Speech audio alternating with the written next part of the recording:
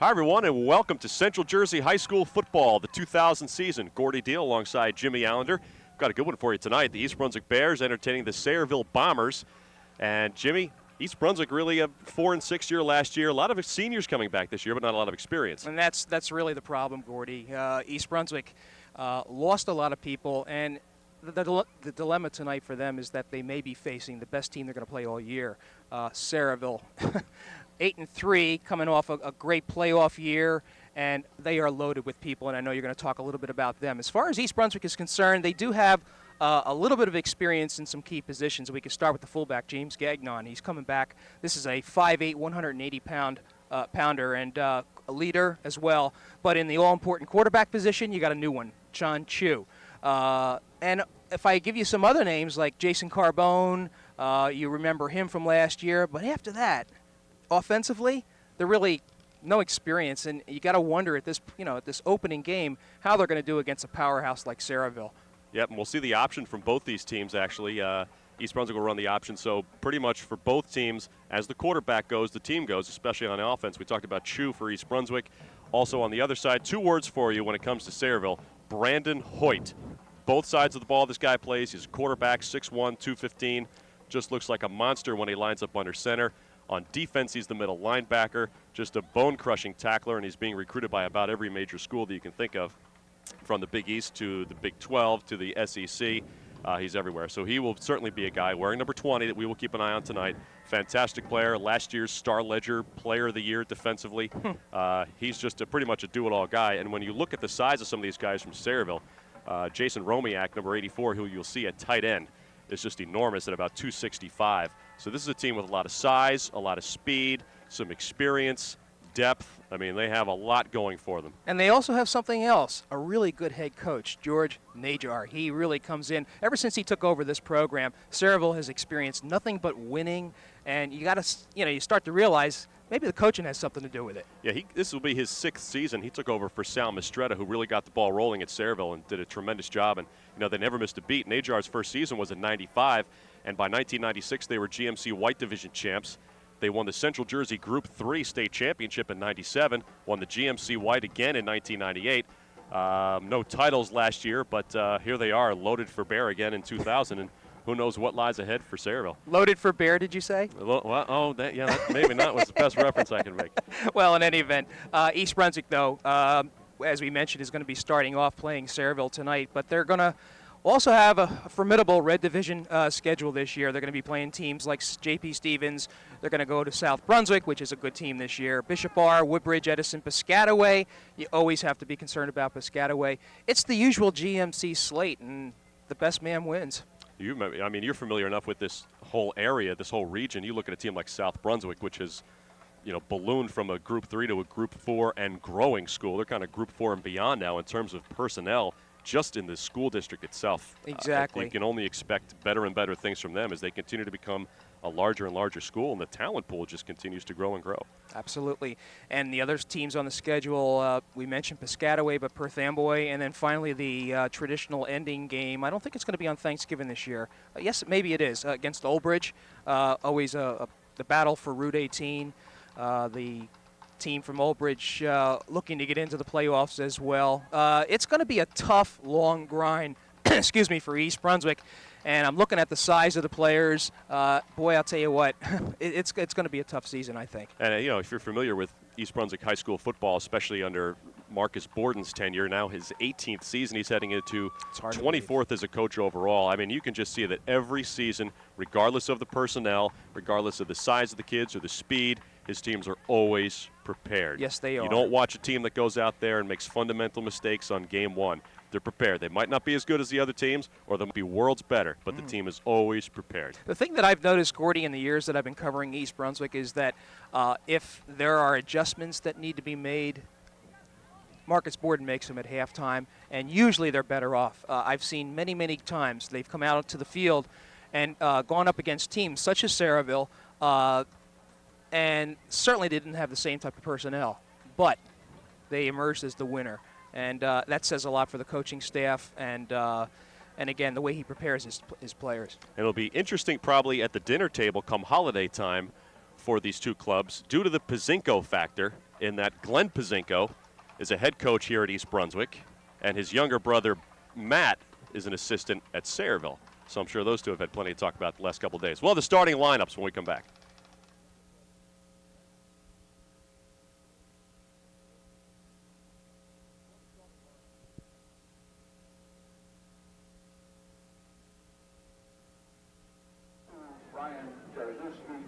All right, let's get a look at those starting lineups as the captains make their way out to center of the field for the coin toss. Let's start with the Sayreville offense. At left tackle, number 72, Ryan Charzewski. Left guard, number 65, Bobby Berardi. The center is number 50, Frank Mastrangelo. The right guard, Matt Bodak, number 62. And the right tackle is number 77, James Mannion.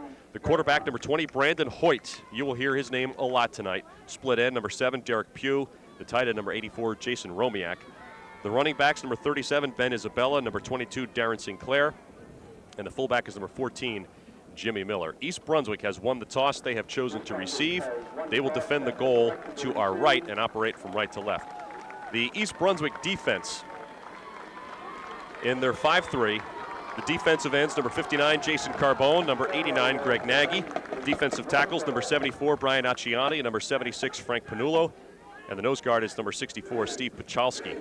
The linebackers, number 5, Mike Marrero, number 42, James Gagnon, number 41, Matt Kolbeck. The corners, number 19, Ken Weinraub, and number 21, John Chu. And the free safety is number 4, Chris Iafalise. And we'll set the rest of the starting lineups in a moment as East Brunswick is going to receive the opening kickoff. Gordy, I was looking at some of the clippings before the game. Hoyt, 700 yards passing, 700 yards rushing last year.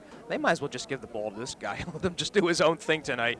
He has great size, as you can see, just looking at him during the coin toss. And I don't know if he's going to be deep for Sayreville, but certainly a player that's going to get his hands on the ball a lot tonight. You know, what's interesting is that a guy his size, he's listed as 215 pounds on the actual roster, but in some of the papers I've seen him quoted as 225. I mean, you got a quarterback that size in high school.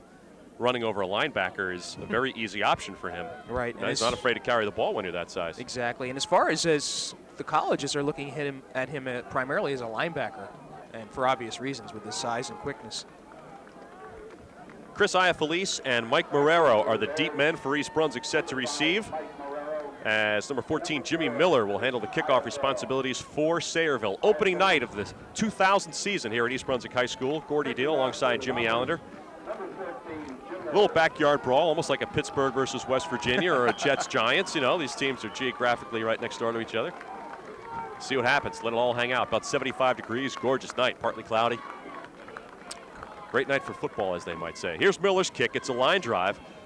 Bounces off of Iafalise and is chased down by Marrero from the 5.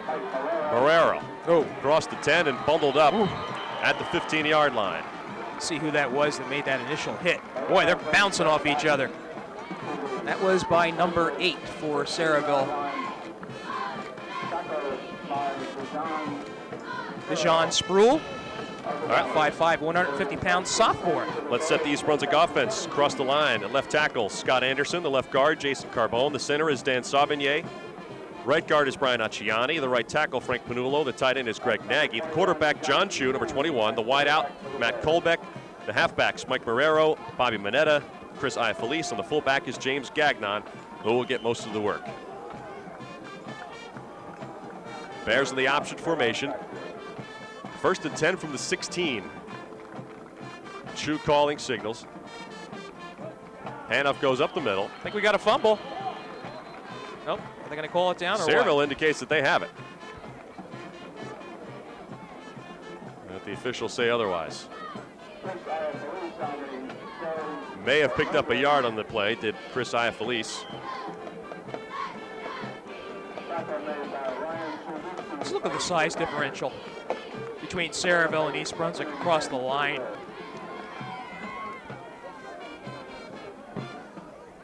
Baker. It's significant size, no doubt about that. Charzewski, 6'3", 250. Mannion, 5'11", 250. So they gave Iafalise a 1-yard gain on the last play. This time Chu will keep it himself, rolls right, throws, and it is nearly picked off, but Gagnon makes the catch beyond the 25, very close to first down territory. Was tipped by a Sayreville defender. I believe that was number 37, Isabella, that tipped it, but it fell into Gagnon's hands. Heads up play for Gagnon, a 5'8", 180-pound senior. First down East Brunswick, they mark it out to the 27. Pickup of 10 on the play for the Bears. That's got to be a confidence boost right there. For Chu, absolutely. Never had a start at varsity, and coming in there to complete that pass. Taking a look at the Sayreville defense. They play a 4-3. The defensive ends are number 62, Matt Bodak, number 65, Bobby Berardi. The tackles, 72, Ryan Charzewski, and 77, James Mannion. We'll finish that in just a moment. First and 10, Bears, working from right to left in the home green jerseys. White helmets, white pants with the green stripes. Chu calling signals.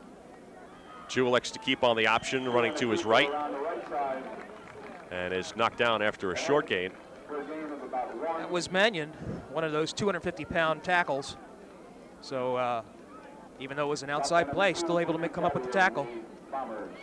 They give him credit for a 1-yard gain.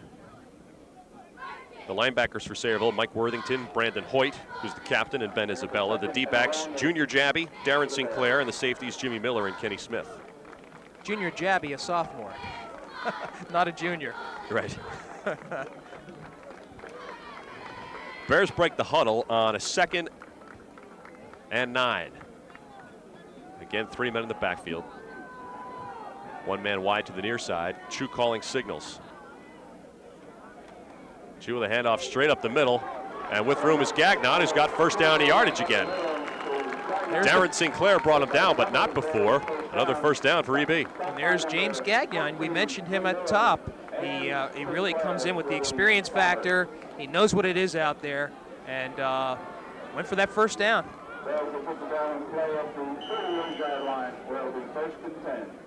So 2 first downs. Very good sign for Marcus Borden and his club here so far. Matt Kolbeck is the wideout. It's at the bottom of your screen. 3 men in the backfield for Chu. Chu calling signals on a 1st and 10 from the 38.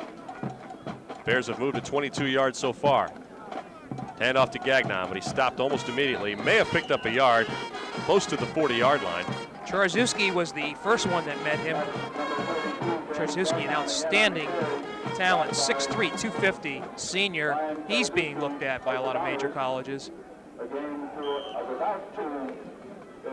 I marked the ball to the 39-yard line. About a couple inches away from the 40. It'll bring a 2nd down and about 8. Sayreville brought a nice crowd, didn't they, Gordy? Yeah, it's a good turnout. How could you not want to watch a high school football game on a night like tonight? 2 men split for East Brunswick this time. Gagnon with the handoff up the middle. Across the 40, splashes to about the 43. There's our friend Charzewski again on the tackle. Mike Worthington helping out Charzewski on the tackle. Worthington, 5'9", 165-pound senior. That's a name at the linebacker spot we'll hear a lot of. Gordy, what I see is Sayreville bringing in 4 or 5 players each play. Obviously, you look across the side there, they have size and they have depth as well as that experience. It was a pickup of 5 for Gagnon.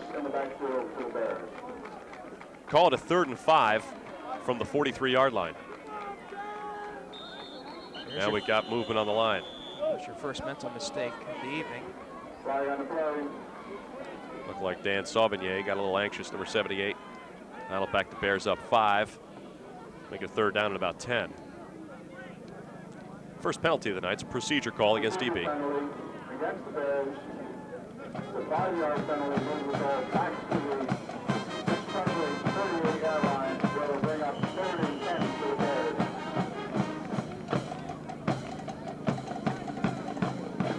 Bears. Chu gets the signals from the sidelines. Now addresses the team in the huddle as we see Kolbeck go wide right.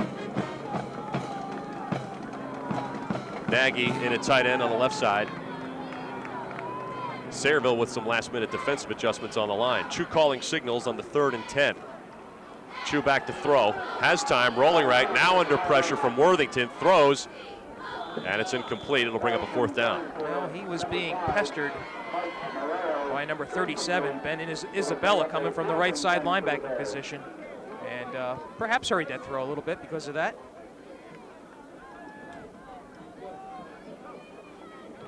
Bring up a 4th down. East Brunswick will punt. Junior Jabby and Ben Isabella set to receive for Sayreville, both standing at about their own 29-yard line. Jabby comes in with some excellent credentials as far as open field running. He really has a lot of shiftiness. Brett Dunbar handles the punting for East Brunswick. Brett Dunbar, the punt for the Bears. It's going to be fielded by Jabby, and he muffed it at the 30. Ball loose, but he fell on it. And Sayreville catches a break. Right through the basket, huh? Well, it certainly wasn't the sun, and I don't think the lights are a problem at this point. I think Junior Jabby just lost concentration for a moment. Squirted right through his arms, then through his knees, hit the floor, but fortunately it didn't bounce too far, and he was able to fall on it. So Sayreville will start things off, 1st and 10 from its own 29-yard line.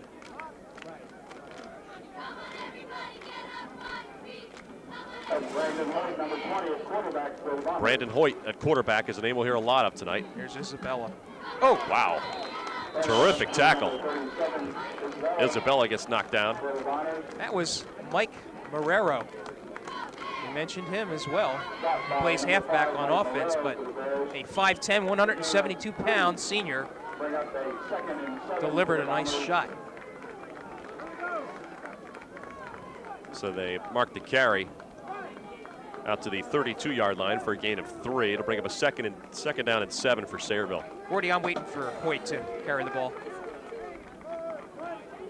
Hoyt with a handoff straight up the middle. That time Jimmy Miller got the call, brought it out to the 39-yard line. Pickup of about 7. I think Phelan was the first one to meet him for East Brunswick. Excuse me, my fault. That was I have Felice made the tackle. And the officials are going to call time because they want a measurement. It's that close.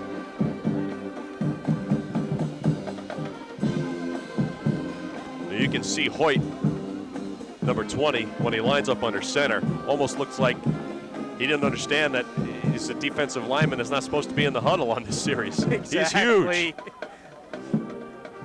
So the measurement will show that Sayreville is about a credit card's width short of the 1st down. So technically that'll mean a gain of 6 on the play for Isabella. And it'll bring up a 3rd and 1. East Brunswick with a stop here, I think, would really generate some good momentum. Oh, absolutely. Especially with that hit that Marrero put on the 1st down carry. We'll see what happens. Hoyt. And now a whistle. I didn't see a flag thrown, but we did have a whistle before the play started. Well, what do we got? I guess they didn't put it into play. Or that's started the clock or something. 6:35 and counting left to go. First quarter, no score. This is the first series for Sayreville. And a carry by Jimmy Miller is enough for a 1st down across the 40 to about the 44-yard line. Pickup of 6. Kind of funny because it was the same play. East Brunswick knew exactly what Sayreville was going to do. They just did it again. Jason Carbone gets credit for the tackle. 1st and 10 for Sayreville. Again, another experienced player for the Bears, Jason Carbone. Hoyt under center, calling signals. Here's a pitch to Junior Jabby, tripped up in the play. backfield by Marrero. Nice play, and it's a loss of 4. Beat his man right across the line. And it's going to take that kind of play tonight by East Brunswick. Opportunistic to stop this Sayreville team. That's 2 terrific defensive plays we've seen Marrero make on defense Not on all that Sayreville's big. first drive. And both of them have been on 1st down plays.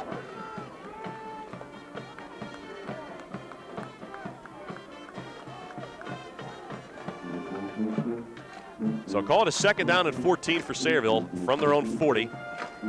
Jabby in motion. Hoyt with a handoff straight up the middle to Miller, who's got room around the side. He's got one man to beat. Miller on the run. Miller across the 30, across the 20, to the 10, 5, touchdown Sayreville, and a 60-yard touchdown run by Jimmy Miller. And That's all it really does take is just one little defensive lapse, and Miller just outran his defender. First touchdown of the game. First touchdown of the season for either team. Yeah. And Miller, after running 60 yards, will now also try the point after for Sayreville. See what kind of shape he's in. See if he's still huffing and puffing as he lines up to kick the point after. The 5:21 to go, first quarter. And Sayreville is on the board on the 60-yard touchdown run by Jimmy Miller. The holder for Sayreville is Dan Huff. The kick is up, and the kick is good. So Sayreville 7-0 with 5:21 to play in the first quarter. So one little mistake, Miller was able to use his speed, get out to the left-hand side, and just break it on the far sideline in front of his own team there. And Sayreville leads at 7-0. Should mention that long-time defensive coordinator Mike Spadafino stepped down this year, and actually Marcus Borden, the head coach, is handling the defensive signals this evening. But I don't know what kind of defensive genius would have been able to stop that. That was just a good, hard run, and once Miller got a steam under him, he was not going to be brought down. Left side of that Sayreville line did a great job of opening things up. Give credit there to Ryan Charzewski and Bobby Berardi, the left tackle and the left guard respectively. He just blew open a hole, and all Miller had to do was exploit it. And that's exactly what he did. Got to the outside and just turned on the afterburners. And 60 yards later, he had pay dirt. So 5:21 to go, first quarter, 7-0 Sayreville. 5-yard drive spanning 71 yards. So you got Iafalise and Marrero back deep for East Brunswick. And Chu and Gagnon are the two middle backs. Quarterback playing on kick return. I don't know. That's what high school football is all about, right? Yeah. Being able to do everything. So Jimmy Miller scored the touchdown, kicked the point after, and now also handles the kickoff duties. This will be his second of the game. Iafalise and Marrero are deep.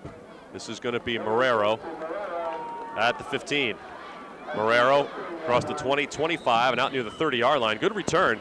That puts his club in pretty good field position. And we'll call it 1st and 10, East Brunswick. Willard Roberts on that stop, number 59 for Sayreville, 6 foot, 190-pound senior. And does he stay in the game? I think he does.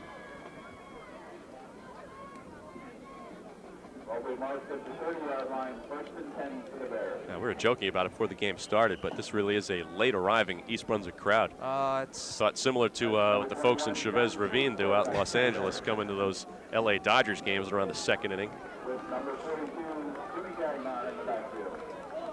Meanwhile, Sayreville was in its seats before this game started. Oh, Iafalise in motion. Chu on the carry, got nowhere.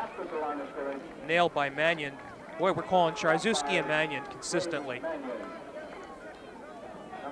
And the fact that we haven't called Brandon Hoyt's name yet is a good sign for Sayreville, because the linebackers aren't even required to make a tackle, really, so far. Chu really didn't even have a chance to make a read on that play. Actually lost about maybe half a yard. And for the E-bone to work effectively, Gordy, that's what the quarterback has to be able to make the read. And they're just penetrating that line right now. Second and about 11. Iafalise in motion again. Chu with the handoff to Marrero. Marrero across the 30, 35, and out to the 37-yard line. Fine individual effort there by Marrero.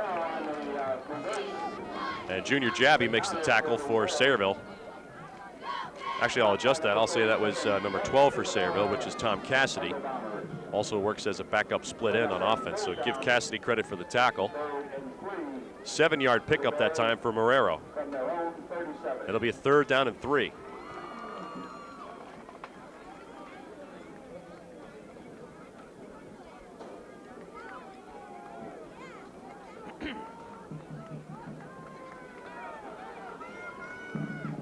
East Brunswick breaks out of the huddle. Ken Weiraub is at the bottom of the screen on the near side. Oh, he's got some room here. And first down yardage that time, and into the player's bench. And a tough carry that time by Bobby Mineta, who got dumped by Darren Sinclair and Tom Cassidy. No flag on the play. But man, that bench has to be hurting. Well, Burton is complaining to the officials that it should have been a flag. but uncalled. First down for East Brunswick, however. 8-yard pickup out to the 45 for Mineta. The ground game has looked decent so far. So basically, the misdirection that comes with the E-bone has got Sayreville a little on its heels. Weinraub checks out of the game for East Brunswick. And the Bears bring in Brian Tody in his place. 3 men in the backfield for Chu, calling signals on a 1st and 10 from the 45. Chu with a handoff to Gagnon, who's stopped in his tracks. Jason Romiak in on the tackle for Sayreville. Yep.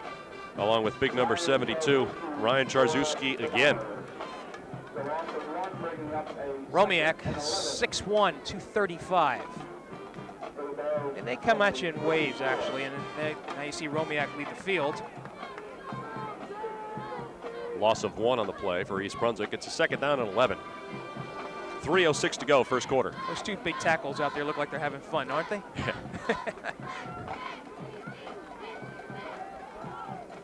That pagoda. Full house backfield. Weinraub is split to the right side. Ball on the floor again. East Brunswick got it back. Little mishandling on the snap. Again, can't mention enough that John Chu really has not had a lot of experience, and you see things like that. That's really the result of that inexperience. So bring up a 3rd down and 12 after another loss of 1 on the play. Weinraub out of the game for East Brunswick. Bringing in the play is number 41, Matt Kolbeck, now lines up wide right. He's at the top of your screen. Chu calling signals on the 3rd and 12. Chu with a long count, drops back to throw, rolling right, under heavy pressure. Chu throws downfield, it's intercepted by Isabella. Isabella with room. Isabella is going to run it back for a touchdown of 50 yards. Touchdown, Sayreville. Gordy, you could see Isabella just hanging back. Momentarily, I think you had Marrero open, but that pass was, he just stepped right in front of the receiver and just had a momentum going, and he just went right down the sideline for the touchdown. And now East Brunswick in a 2-touchdown hole. Minute 50 to go in the first quarter, and Sayreville has struck again. Jimmy Miller on for the point after. Danny Huff will hold for the kick of number 14, Jimmy Miller. I'll tell you though, it's a sign of a good team that capitalizes on mistakes. You have to give Sayreville credit. Huff holds, and the point after glances off the left upright. It's no good. Sayreville, though, leads now 13-0.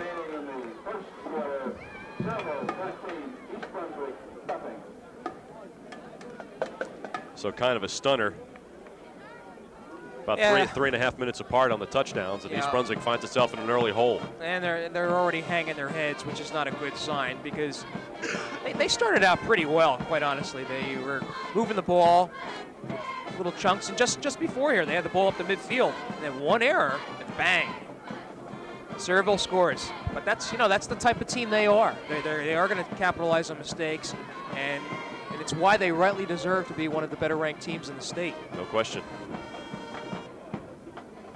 Personnel-wise, Sayreville is probably a better team, and Marcus Borden told me before the game, he said, you can't make lofty goals for teams and expect them to, perform and achieve great things night in and night out. He said the most basic thing you can hope for is that the team plays better every week. Well, here we are in week 1, now right away we're going to test your character, in a 13-0 hole with a minute 50 to go in the first quarter.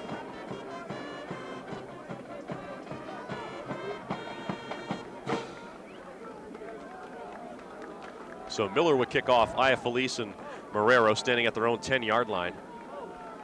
He's getting a lot of activity tonight, yeah, Miller is. No question. First quarter.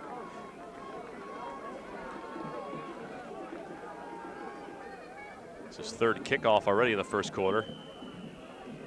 He's 1 for 2 on point afters and has a touchdown run. That's a good kick. Chases Marrero all the way back to about the 9-yard line. Crunch. He's knocked down at about the 18, maybe the 19-yard line. That was Matt Pagoda that met him.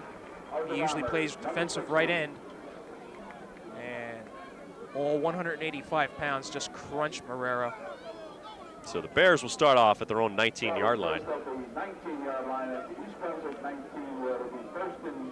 John Chu checks signals from the sideline, now heads to the huddle. You know, that entire side for Sayreville is filled. I don't think I've seen that in quite a while from any visiting club to East Brunswick. Number 21, John Chu, quarterback for the Bears. Weinraub is wide to the near side. Actually out of your picture at the moment. He's the wideout. He's got it. And in motion is Mineta. Whoops. Mineta gets it and is wrapped up by Sinclair at the 19 for no gain on the play. Actually, the East Brunswick blocker sort of pushed his man right into the tackle. Bobby Mineta, 5'9", 140-pound sophomore.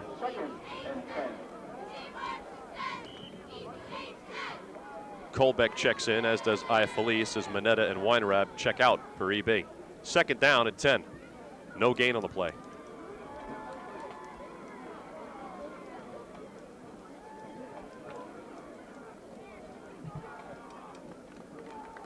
Minute to go, first quarter.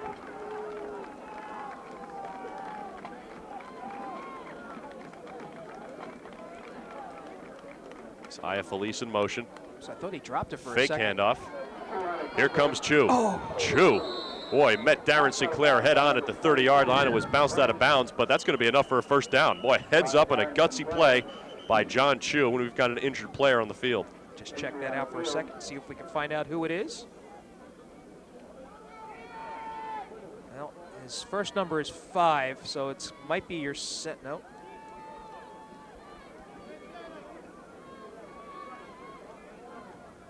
First down carry out to the 30-yard line for Boy, Chu. Nice 11-yard pickup. Do you really want your quarterback running the ball like that?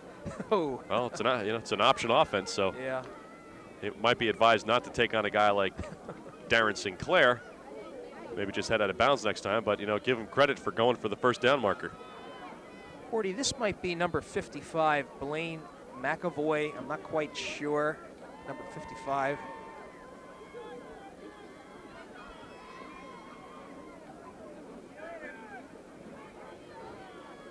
Check that, 59. That would be Carbone. Carbone taking his time, but he's up on his feet now and walking off under his own power. Doesn't appear to be limping at all, so maybe just got a bad bang. So Carbone checks out. He'll get a look on the sideline. 43 seconds to go, first quarter.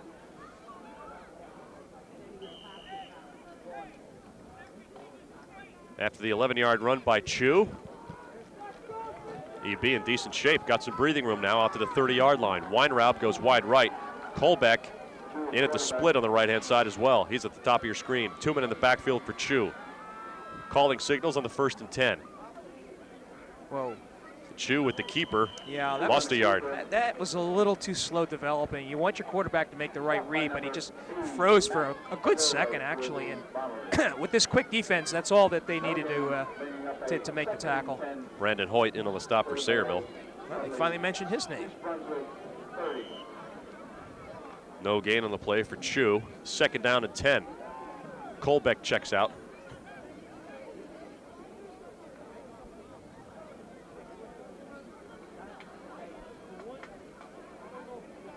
Well, the crowd hasn't quite settled in yet, or they're actually still in shock from the 13-0 lead.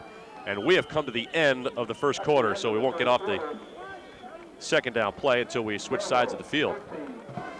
1 quarter in the books here at J. Doyle Field, 13-0 Sayreville. And it's been 2 big plays by the Bombers that have given them the advantage. A 60-yard run by running back Jimmy Miller with 5:21 to go in the first quarter.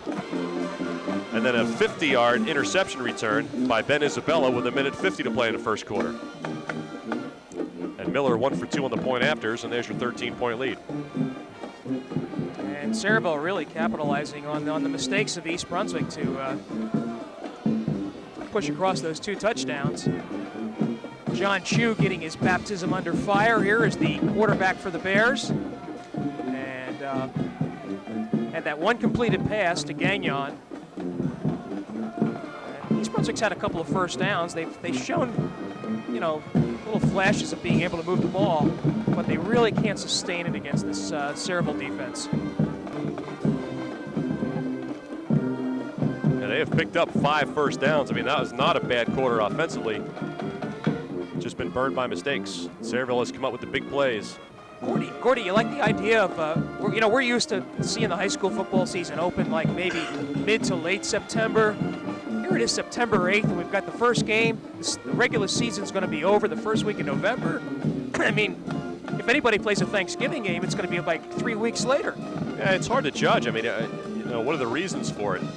Are you trying to make the season shorter or get the kids done earlier? Yeah. Or are you trying to, create more hype and start the season earlier? I think personally they're going to try to accommodate the state championships, the state playoffs. So in order to have a respectable end to the season, you have to start the season earlier, and I think that's sort of the posturing that's going on. Colbeck is a split end. And wide to the near side as the wideout is Weinraub. 2 men in the backfield for Chu. Handoff goes straight up the middle, and again, nothing doing. That play was broken up very nicely by number 62 for Sayreville, Matt Bodick. Gagnon on the carry and stop for maybe a half-yard gain. Bring up a 3rd and 10.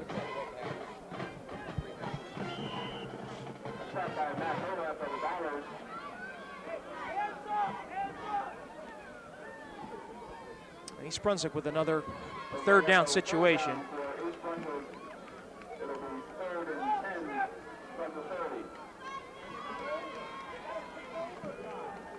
Chu calling signals with Gagnon in the backfield. Chu with a long count on the 3rd and 10. Handoff to Gagnon. Gagnon across the 35 out to the 36-yard line. Shoestring tackle by Brandon Hoyt. It's going to be short of the first down, and the Bears will have to punt. Yes, they will. Give him credit for a 6-yard carry. So we get to see Isabella, who ran back that interception for a touchdown, to be deep for the Bombers. And that was not one of East Brunswick's better offensive series so far today. 5 plays, and 3 of them, they were stopped at the line of scrimmage. The only highlight was John Chu's 11-yard first down run. Right.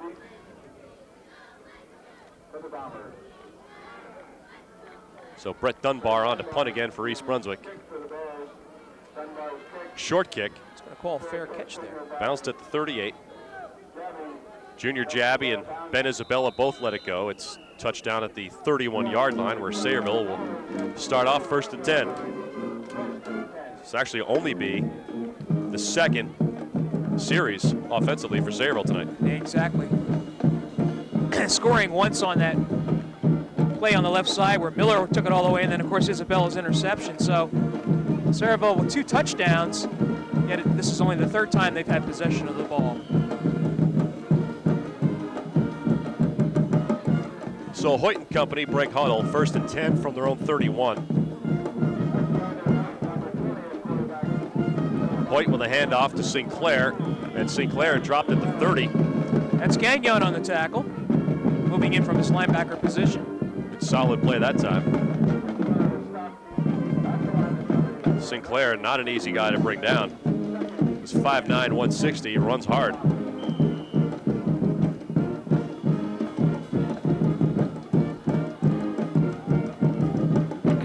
Offenses have not been flashy, that's for sure.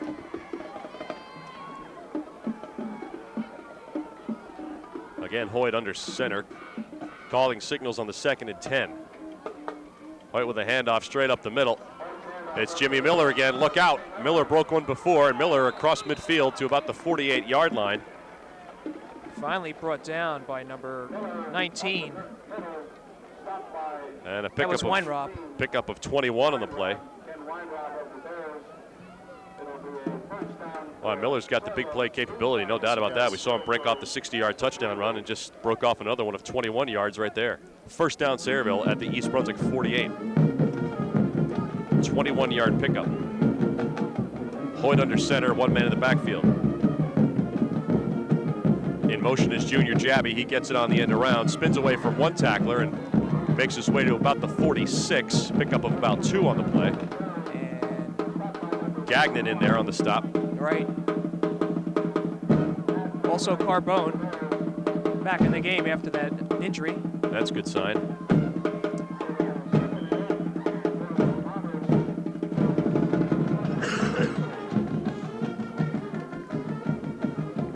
.8:45 left to go here in the second quarter. Sayreville leads at 13-0. Tom Cassidy wide of the near side for Sayreville. Hoyt on a 2nd and 8 with 2 men in the backfield. Somebody jumped for East Brunswick momentarily. Here comes Miller again. Woo. Miller with lots of room across the 35 down near the 32-yard line. Wow. Pickup of about 10. It's another first down for Sayreville, and Miller showing some really good speed, and it's been very dangerous every time he touches the ball. Thankfully, Felice was there to bring him down, or else he would have been in the end zone. Ball spotted on the 31-yard line, so technically a pickup of 11 on the play.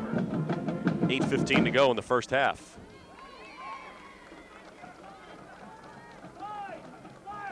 Derek Pugh split wide to the left side. Hoyt again with a handoff to Miller. Spins his way across the 30 to the 29-yard line. Pickup of 2 on the play. Bring up a second down and about 8. Marrero on the stop. Boy, we've been calling his name a lot. One of your linebackers. There's no doubt that Sayreville is winning the war on the line of scrimmage. Every single time one of the Sayreville runners get the ball, they're past the line of scrimmage.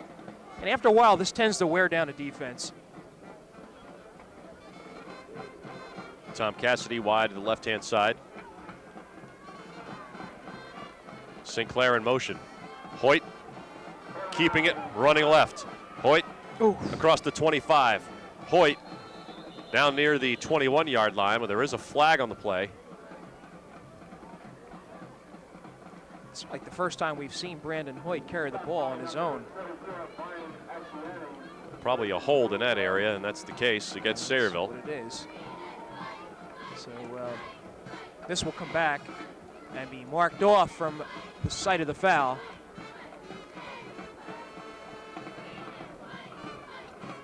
Temporarily halting Sayreville. 7:21 to go here in the first half. Sayreville in control right now with a 13-0 lead. First penalty on Sayreville tonight. And the holding call puts the Bombers back to the 39-yard line. Boy, I don't know who it was that was open, but Hoyt, all he had to do was loft the ball down the field. He had a receiver streaming down the right side, open. Could have been Jabby, as a matter of fact. Jimmy Miller is the lone man in the backfield. Dijon Spruill is wide left. And the throw is intended for Spruill, but it was tipped at the line. And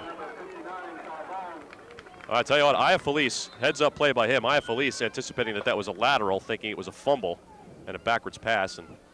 But the referees had whistled it dead, but a heads up play by Felice. So the pass goes incomplete, and they'll bring up a 3rd down and 20 for Sayreville. Carbone was the one that batted that down for East Brunswick.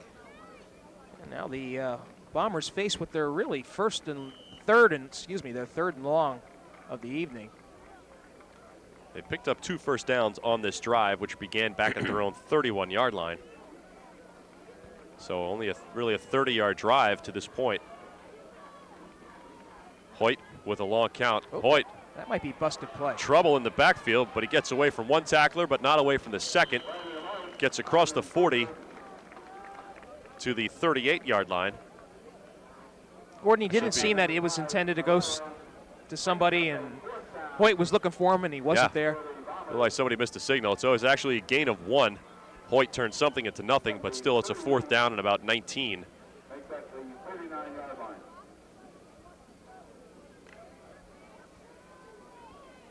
You punt from here, you go for it, I guess. I guess they're going to punt. So Romiak handles the punting for Sayreville. Felice is deep for EB. Nails it toward the corner, and it's going to roll into the end zone for a touchback. So 6:06 to go, second quarter. East Brunswick leads at Sayreville leads at 13-0 over East Brunswick.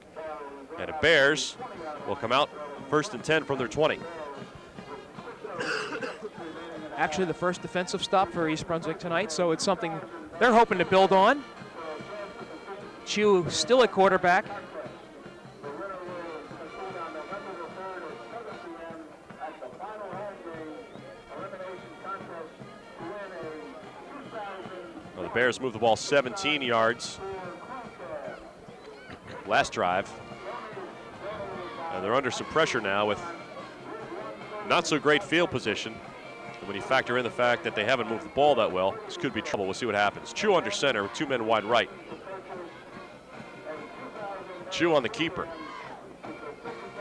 Like he was met by Romiak, who threw him all the way back to about the 16-yard line. They'll mark his forward progress to about the 21. Pickup of 1 on the play for Chu, bring up a 2nd and 9. Isabella also in there. We've been calling his number a lot. Very active player for Sayreville. Ben Isabella.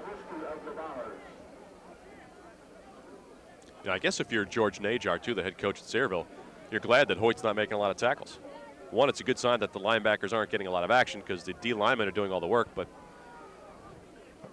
you're right. Second, the second factor being your best guy is not getting a huge workout on opening night. Maybe Well, interestingly, rest him up. Sayreville is kind of top heavy with quality teams in their schedule. They play Old Bridge next week, and that's going to be a battle.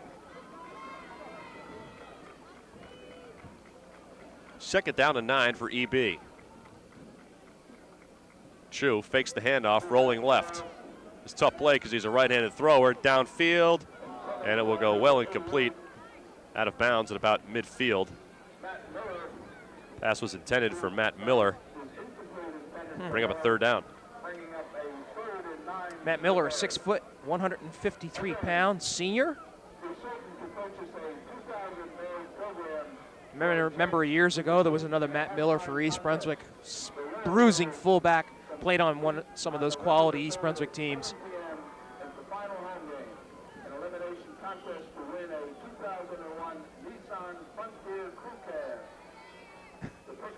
So Miller checks out of the game, and back in the game is Colbeck. And East Brunswick with a 3rd and 9.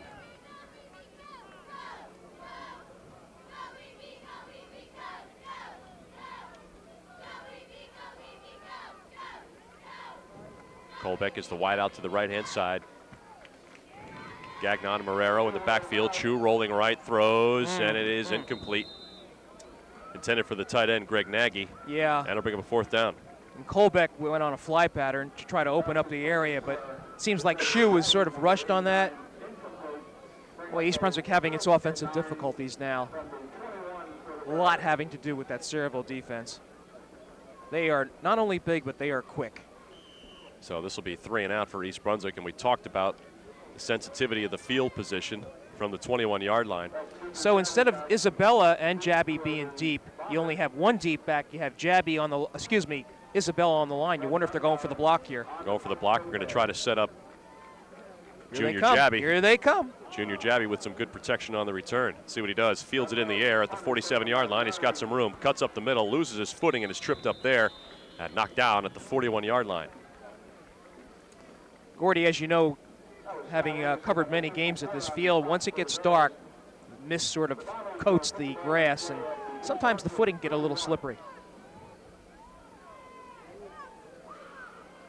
Plus a little bit of a crown. Right. To allow the field to drain on the rainy days. So Sayreville 1st and 10 from its 41-yard line with 4:45 left to play 2nd quarter.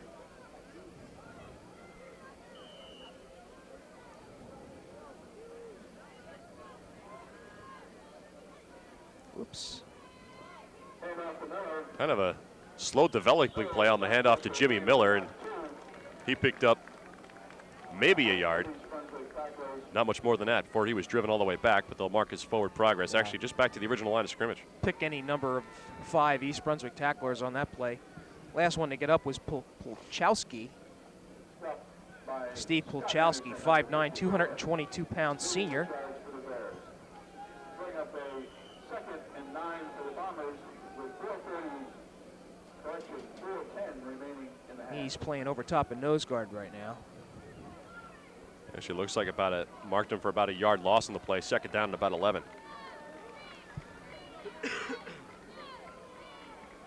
Sinclair, 22 in motion. The pitch goes back to Junior Jabby. Flag on the play. Jabby with room. Jabby on the near sideline, driven out of bounds by Weinraub. Well, that's obviously going to be a hold.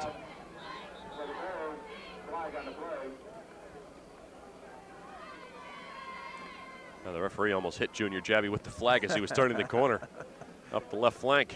I was impressed by Trzewski, the way he got out on that pull. So it is indeed going to be a hold against Sayreville. That's the second costly holding penalty for Sayreville. Yeah. That'll set him back 10 yards. And starting to slow down a little bit. Give credit to the East Brunswick defense. It might be unfair to say, but you take away the big plays, and these teams really have just kind of played between the 30s.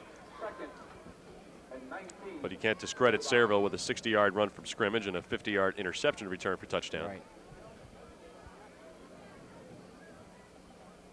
But they're experienced enough to capitalize on mistakes, and that's what they've done so far tonight. So second down and about 21 now. The ball gets marked back near midfield. Derek Pugh is the man at the top of your screen, wide to the right. Remember, Hoyt is very capable throwing the ball. This is Junior Jabby in motion to the right. Hoyt rolling right, lots of time, throwing. And he's got time, that's Junior Jabby. Great Jabby move. from the 30. And is finally brought down by Mike Marrero at the 20-yard line. So a pickup of 30 on the play on the hookup between Hoyt and Junior Jabby. Boy, and you got to see Brandon's arm on that play. Almost a rope of about 25 yards. So a big second down pickup of 30, and it's first and 10 from the 20.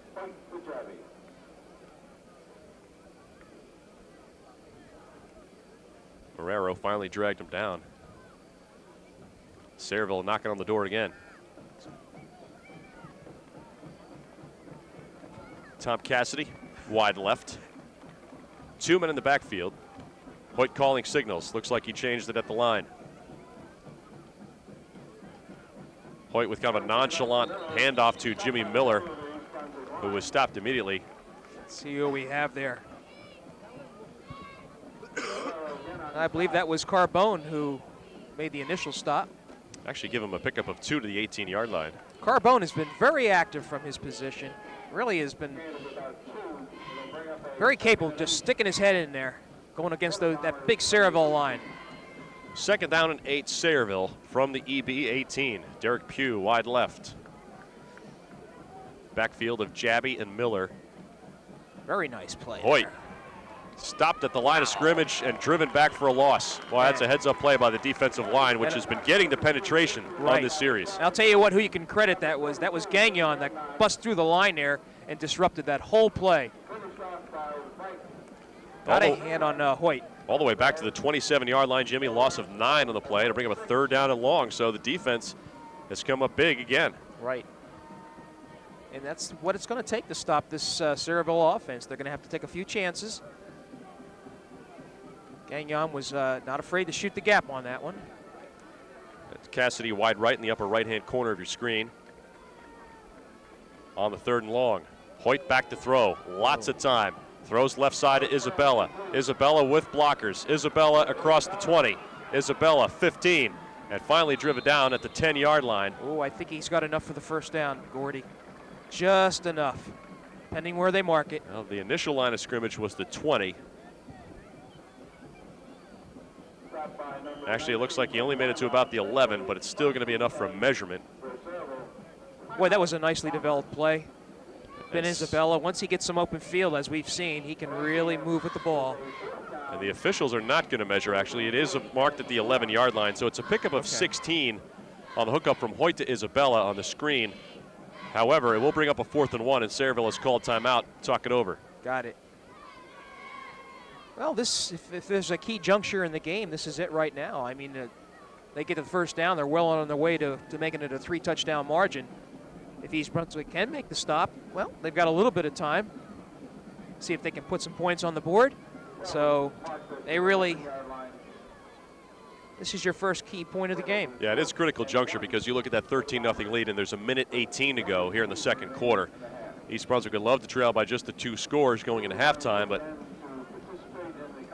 Sayreville facing a 4th and short here on the 11. Would be a 28-yard field goal attempt, but they're probably not going to do that. They wouldn't have need to call a timeout.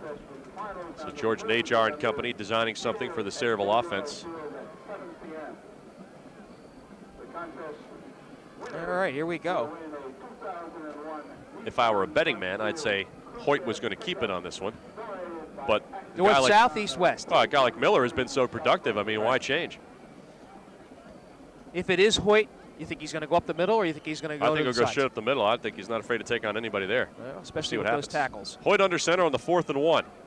At the handoff to Junior Jabby, who not only has a first down, but he also has a touchdown. Well, both you and I thought differently, and that's probably why there was an opening in that middle for the score. So Junior Jabby. Again, this is a sophomore. 5'10", 165 pounds. And he looks like the real goods. Now, will Sayreville go for 2 here, or will they elect a kick? 7 plays, 59 yards on that drive. Capped off by the Junior Jabby 11-yard touchdown run with 1:13 to go here in the first half. And they will go for 2. Jabby in the backfield along with Isabella and Miller. Derek Pugh is wide to the right-hand side. Hoyt calling signals. Isabella in motion. The handoff is to Jabby, and he stopped short. Okay. So the 2-point conversion fails, but Sayreville now leads by a score of 19-0. And that tackle by Weinrob, denying Jabby the 2-point conversion, keeping it under 20. And then Gordy, quite honestly, this is just about what I expected at this point. 3 touchdowns. They're a relentless team. No question, they have the size and the speed, definitely a personnel advantage here, and it's just going to be a matter of, will East Brunswick come away with this kind of, injury-free? Are they going to learn something? Are they going to take something away from this and apply it to next week's game? Next week's opponent, by the way, will be another home contest against J.P. Stevens. Friday night, 7 o'clock, right here. I believe we'll be here for that contest. And as we mentioned, Sayreville moving it up a notch to play Old Bridge. Old Bridge, always one of the better teams in the Greater Middlesex Conference. Bob DeMarco. Now, I can't believe he's a veteran coach. I remember when he first joined that program, coming from, I think it was Sleepy Hollow up in New York. And she started off at the old, what was Madison Central High School at the time before the merger. Oh. Well, that certainly was a help to the Cedar Ridge football program when those schools merged and DeMarco took over the program. Although, Gordy, I will tell you, one of the best football teams I ever saw was named Cedar Ridge, believe it or not. I am dating myself here. 1972, they were 9-0. And they were one heck of a team. Whoops. Now the kickoff is fielded at the 30-yard line by Greg Nagy, the tight end. So the Bears will get it here. 1st and 10 from the 30 with 1:08 to go here in the first half. Now they really have to watch it. Obviously, they're going to have to get huge chunks of yardage, which means probably putting the ball in the air. And Sayreville has already shown it's an opportunistic team. Isabella picking off that one, returning it for a touchdown. They've got a good set of defensive backs. And got to watch for the interception.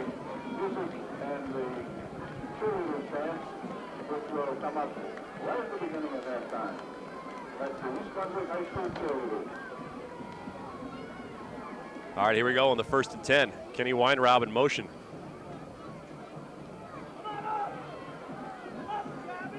Whoa. 3 Sayreville tacklers in on the stop of Matt Miller. Hoyt was the one that really smacked him well. And what do we have here? Timeout, East Brunswick? No. Actually, it was a Minetta. I'm sorry. I thought it was 88. We got a timeout, Sayreville. 49 seconds left to go here in the first half. About a 3-yard loss that time for Minetta. And don't forget, at halftime, the East Brunswick High School Marching Band will be featured. The renowned East Brunswick High School marching band. They're really moving up the ladder in the state as far as accomplishments are concerned, winning a lot of medals at competitions, and really one of the prides of the East Brunswick High School. This timeout, Gordy, obviously designed to see if Sayreville can get one more crack at it before halftime. Not happy to just go off the field with a 19-0 lead. Actually, they're going to mark that as almost a 5-yard loss for Minetta on the play back to the 25. So it'll bring up a 2nd down and 15, and I think you're right. Sayreville can smell some blood here and an opportunity to get the ball once more before time expires here in the 2nd quarter. Now we got to wonder how many timeouts they have left here. Should be. You say they used one over there on that 4th and 1. Definitely used one on the 4th and 1. So they used one right here. Used, so one more, I would guess. That extends their CMC winning streak to 3 years. They have not lost in 3 years. Plus 1 game. That's the girls' tennis team. 49 seconds to go on the 2nd and 15. Chu calling signals, handoff straight up the middle to Gagnon, who's got some room across the 30. Out to about the 33-yard line, a pickup of about 8 on the play. It'll get back some of that yardage. It'll bring up, though, a 3rd down and about 7. And Sayreville lets the clock run. Down to 30 seconds to go. Well, East Brunswick's the one that should be in the hurry. 3rd and 7 for East Brunswick. 3 men in the backfield for Chu.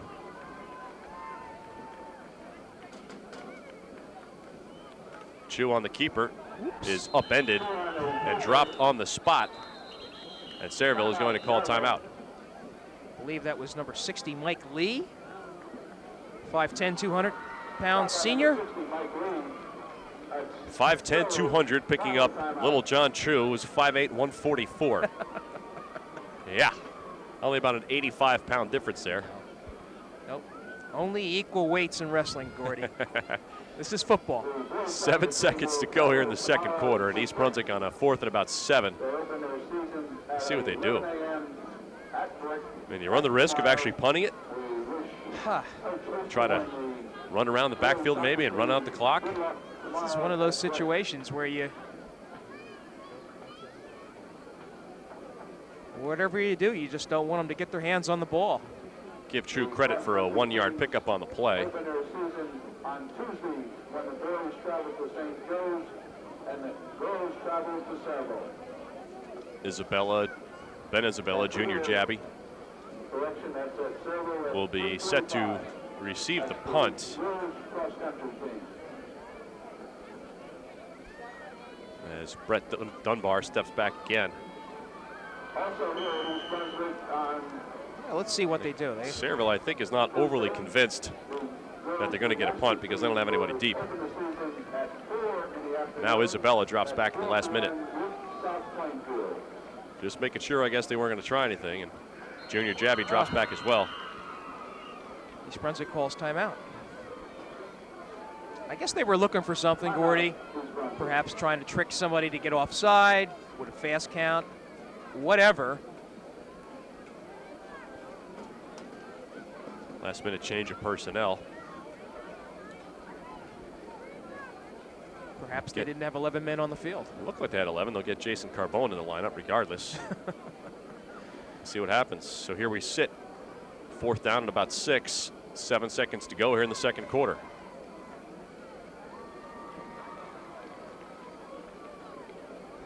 I must say this is a rather quiet crowd. It is a quiet crowd.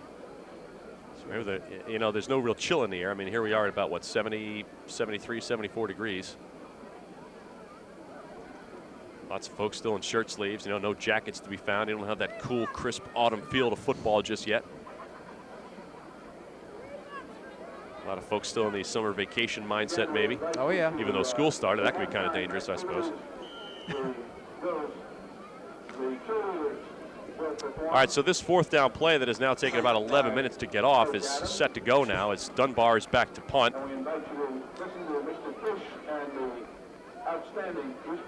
Ben Isabella, junior Jabby, set to receive. Dunbar That's a nice kick. He's going to get a run back here. Here's Jabby from the 36, looking for room. Jabby is going to be brought down at the 45 of East Brunswick as time has expired here in the first half. Sayreville leads it by the score of 19-0. Let's do a quick recap before we bring on the East Brunswick High School Marching Band. Sayreville got on the board first with 5:21 to go in the first quarter. A 60-yard touchdown run by Jimmy Miller that capped off a 5-play, 71-yard drive. And then Jimmy Miller also kicked the point after for a 7-0 lead. East Brunswick then went 5 plays before punting. Actually, I'm sorry, 5 plays before a 50-yard interception return for a touchdown by Ben Isabella with 1:50 to go in the first quarter. Miller's kick was no good, and it was 13-0 Sayreville. Late in the second quarter, after a 7-play, 59-yard drive, an 11-yard touchdown run by Junior Jabby with 1:13 to play in the half. The 2-point conversion failed, and that's where we stand right now. Sayreville 19 and East Brunswick nothing. Your first half thoughts? Well, I think what transpired, Gordy, is exactly an accurate reflection of what these two teams are all about. Sayreville with the experience, as we mentioned. East Brunswick not able to physically match the Sayreville team, and it showed up in the way they were opportunistic. Sayreville was in getting those points and grinding out when they needed to, and that's where we're at right now. All right, 19-0 Sayreville over EB at halftime. Stay tuned. Here comes the East Brunswick High School Marching Band.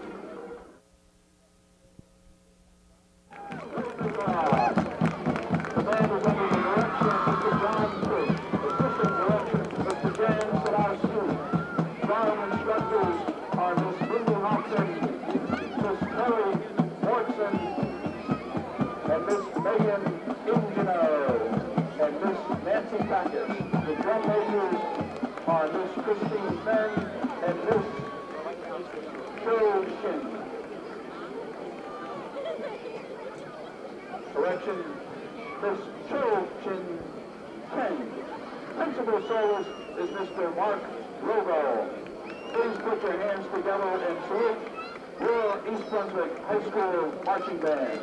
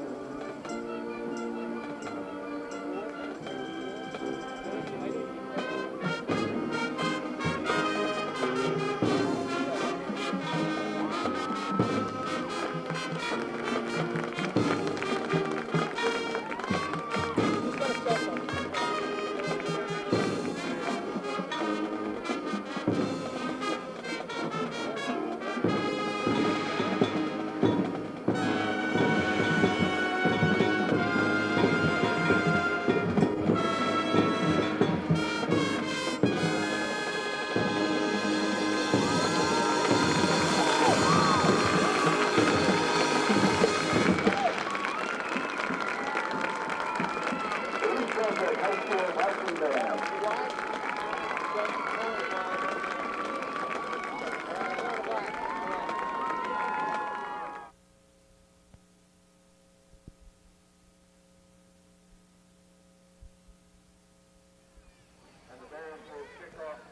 All right, the juices should be flowing now after watching the East Brunswick Bears High School Marching Band. As the captains break from the center of the field, Sayreville will get the opening kickoff to start the second half.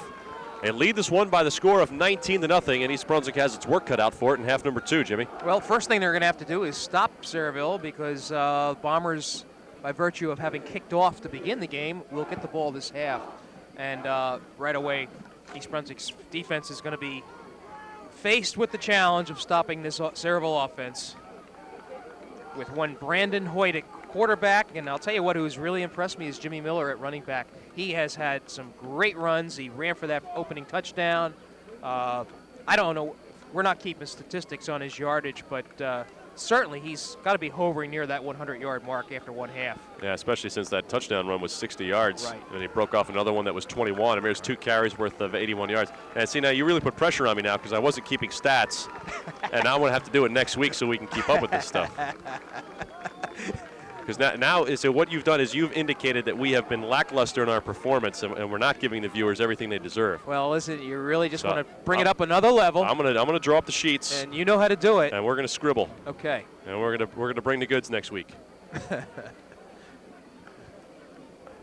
Oh boy. East Brunswick, the home green jerseys, white pants with green trim and white helmets. Sayreville in the road white jerseys, blue pants and silver helmets.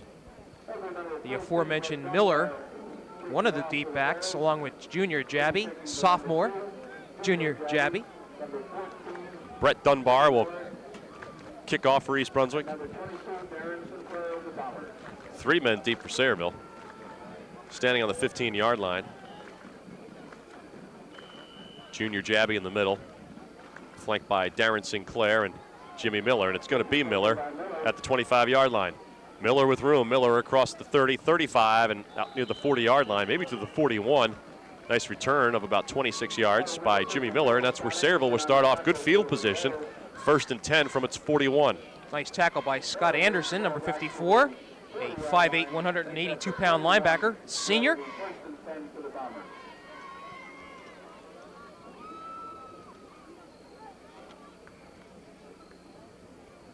First possession here in the second half for Sayreville. Gordy, I mentioned how Marcus Borden is very adept at making adjustments at halftime. That coach across the field's not shabby either.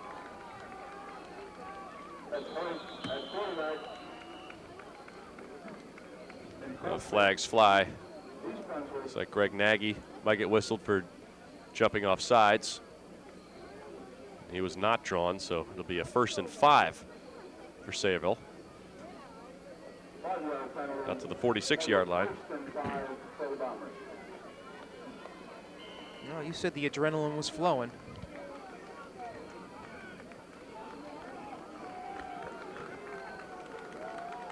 Brandon Hoyt under center. Haven't called his name a lot tonight, but he hasn't really been called on to carry the load. Jimmy Miller, who gets the handoff here, has been doing a terrific job handling the ball. And he gets up to the midfield line, a pickup of about 4. I'll tell you who made that play, Gordy, was number 37, Isabella. He went through that hole first and just drove his blocker up as far as he could until the rest of the East Brunswick defense collapsed on Miller. Let's make it a 3-yard pickup that time. So it'll be a 2nd down and 2. 2nd and short for the Bombers.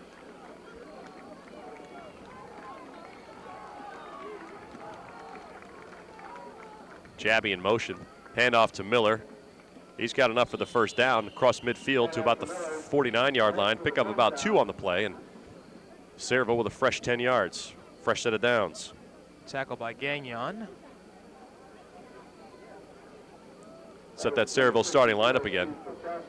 Across the offensive line from left tackle to right tackle. Ryan Charzewski, Bobby Berardi. The center is Frank Mastrangelo. Then Matt Bodak and James Mannion. Quarterback Brandon Hoyt, the split end Derek Pugh, tight end Jason Romiak, the running backs Ben Isabella, Darren Sinclair, and Jimmy Miller. 2 men in the backfield. This is Isabella in motion from right to left. Hoyt with the delayed handoff to Sinclair.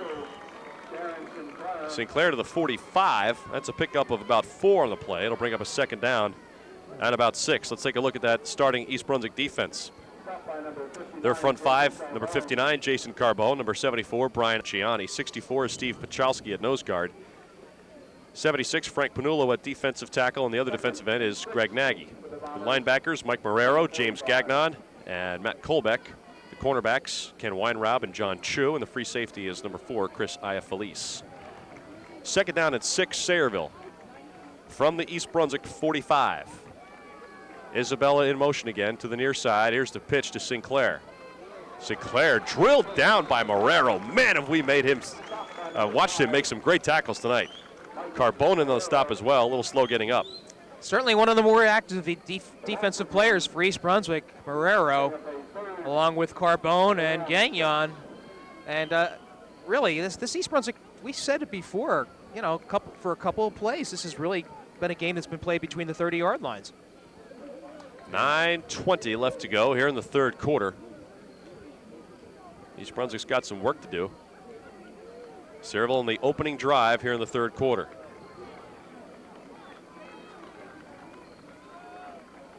Miller and Isabella are the men in the backfield.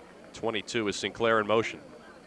Fake the handoff. Look out. Here comes Hoyt. Hoyt with room. Hoyt across the 40. 35 tripped up there and falls down at the 30-yard line. Thought I saw a collision about ready to take place with Iafalise closing in on Hoyt, but Brandon just avoided that tackle and plunged forward for the first down. It's really one of the first times we've seen Hoyt purposefully carrying the ball tonight. That play was definitely designed for him. He was running it the whole way. Gain of 15 on the play for Hoyt before a nice tackle in the open field by Iafalise. Second first down of the drive, which began at the Sayreville 41. 1st and 10 Bombers. Here's Hoyt with the handoff to Jimmy Miller again. Miller picks up a couple to about the 27, a pickup of 3 on the play. Bring up a 2nd and 7. Stop by number 64, Steve Pachalski. The gain of 3. That will be 2nd and 7 for the Bombers. Steve Pachalski gets credit for the tackle for East Brunswick. 8:15 to go, third quarter. Sayreville on the move. 2nd and 7 from the EB 27. Tom Cassidy is wide left. Here comes Hoyt again. Hoyt 25-20, 15. Hoyt at the 10 and dragged down at the 8-yard line. Terrific run. Another big-time run and a very important stop at the last moment by Mike Marrero. Comes up big in the secondary for EB again, but not before. It's a gain of about 19 to the 8-yard line for Hoyt. Another first down for Sayreville, and it's 1st and goal from the 8. Gordy, he's the type of player where he just relentlessly comes at you, and probably even more effective as the game wears on. I mean, he looks like, you know, a Lawrence Taylor or a Mike Singletary carrying the football as a linebacker. Sinclair gets a breather for Sayreville. Jimmy Miller and Ben Isabella are the backs. Junior Jabby is wide right. Hoyt calling signals, audible at the line on the 1st and goal from the 8. Hand off to Miller, gets up near the 5-yard line. It's a pickup of 3 on the play. It'll be a 2nd and goal from the 5. Gordy, they had an article in one of the local papers. I think it was an Associated Press story, as a matter of fact. Top 100 football players recruited in the state of New Jersey. Brandon Hoyt is listed among them, and they also listed the probable college choices. He's the only one that would not provide any listing of college choices. Undecided, not even going to give a hint as to who he's interested in, you know, as far as visits and that sort of thing. So it's open season for Brandon Hoyt. Maybe that might also help deflect some of the media scrutiny he'll get and the phone calls and inquiries from the press and such. A handoff to Sinclair, and he is in for the touchdown. Tripped up by Gagnon as he went into the end zone.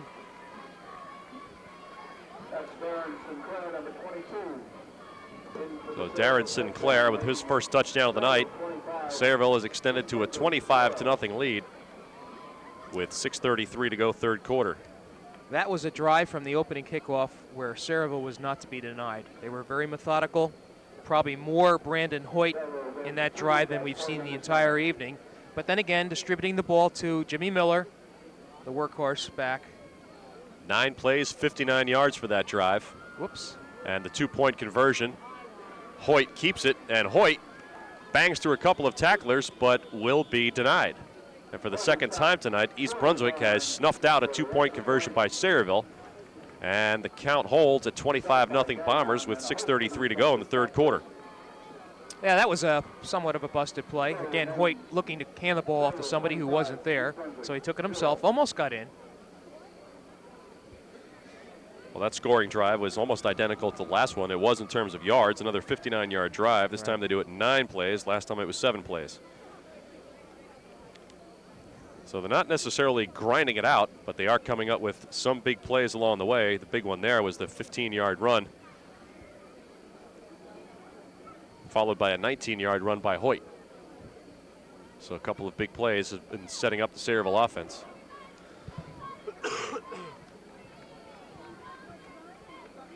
Boy, I've seen quiet East Brunswick crowds before, but this one really.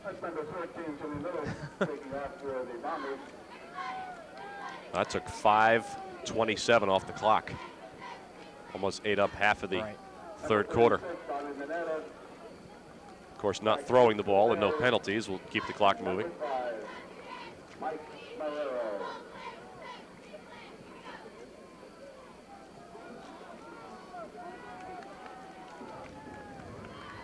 Set to receive, Mike Marrero from East Brunswick, and alongside him is Bobby Manetta. Jimmy Miller handles kickoff responsibilities for Sayreville. He's had a busy night. Oh, yes.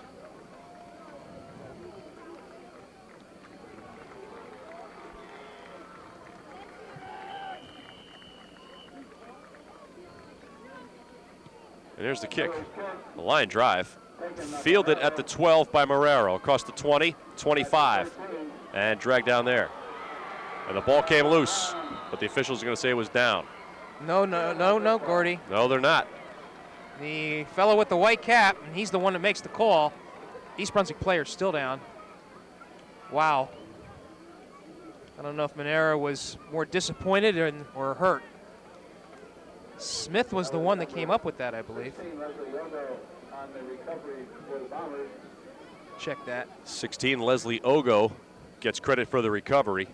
And just like that, wow. 8 seconds after the touchdown, Sayreville is in good field position here on the 23-yard line.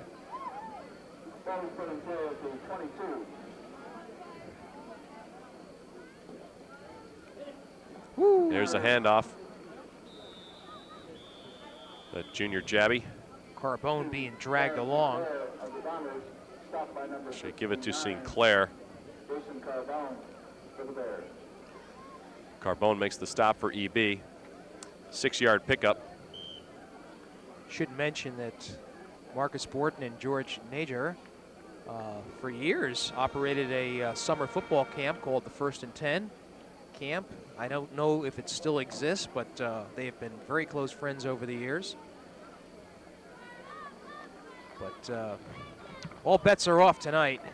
This is a tough one to swallow for East Brunswick. Isabella, lone man in the backfield for Brandon Hoyt. Sinclair in motion. Hoyt with the counter handoff to number 2, junior Jabby, who gets ahead to the 15-yard line after a pickup of 3. That'll be a third down and about 3. Frank Panulo with the stop for the Bears. Clock runs with 5:15 to play in the third quarter. Derek Pugh checks out. Tom Cassidy is in. Junior Jabby heads to the sideline as well in favor of Ben Isabella for Sayreville. 3rd and 3 from the EB 15.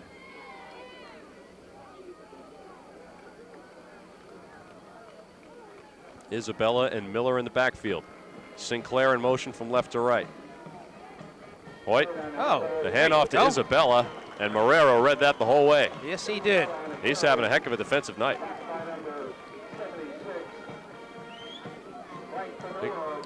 Somebody's down. Panulo also in there for East Brunswick. Is that Hoyt? I think it's Isabella. Hey, you're right. It is Isabella. I don't know if it's a cramp or if it's a leg injury of sorts.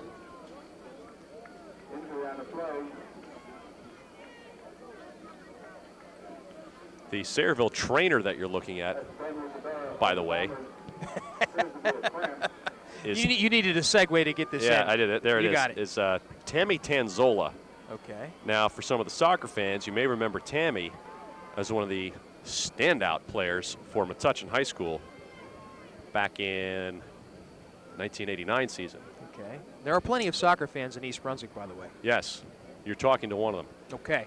But I was a writer for the Home News at the time, and actually girls soccer was my beat that year. And man, she was dynamite. Oh, she could play. Obviously doing pretty well. Trainer for Sayreville High School. Working on a cramp there on Ben Isabella. Let's see. Now, if he collapses on the way back to the sideline, we'll know that she still needs some work as a trainer, but it looks like he's going to be all right. Putting a little pressure on her, don't you think? Yeah. Well, I can, right? I can tease her a little bit. Heck, I wrote so many glowing stories about her. I'm entitled to that, right? Exactly. She's come back to service the area. Anyway, East Brunswick's girls soccer team is always one of the premier soccer programs, not only in the GMC, but also in the state of New Jersey. Once again, is expected to be good. Heather O'Reilly, Ashley Stapleton, just to mention two names. That's going to make the Lady Bears, again, one of the best teams in the state. But this is football this evening. Well, it's a loss of 5 on the play. So it's a 4th down and long for Sayreville. Really, too far for a field goal, too close to punt. Flags on the play as they go for it on 4th down. I think they got him here. And Hoyt flushed out on the far sideline by Mike Marrero. Oh, there's a. And now we got a late flag. I think they're going to get Gagnon on the far right for a late hit. If you might notice, amidst all that yellow, there is some green. That's the field. You get the feeling maybe these penalties are going to negate themselves? Yeah, I think that might be a fair call. 3:50 to go, 3rd quarter.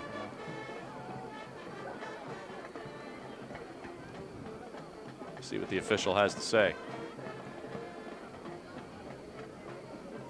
We'll discuss it with one or two more zebras before they come up with a final decision here.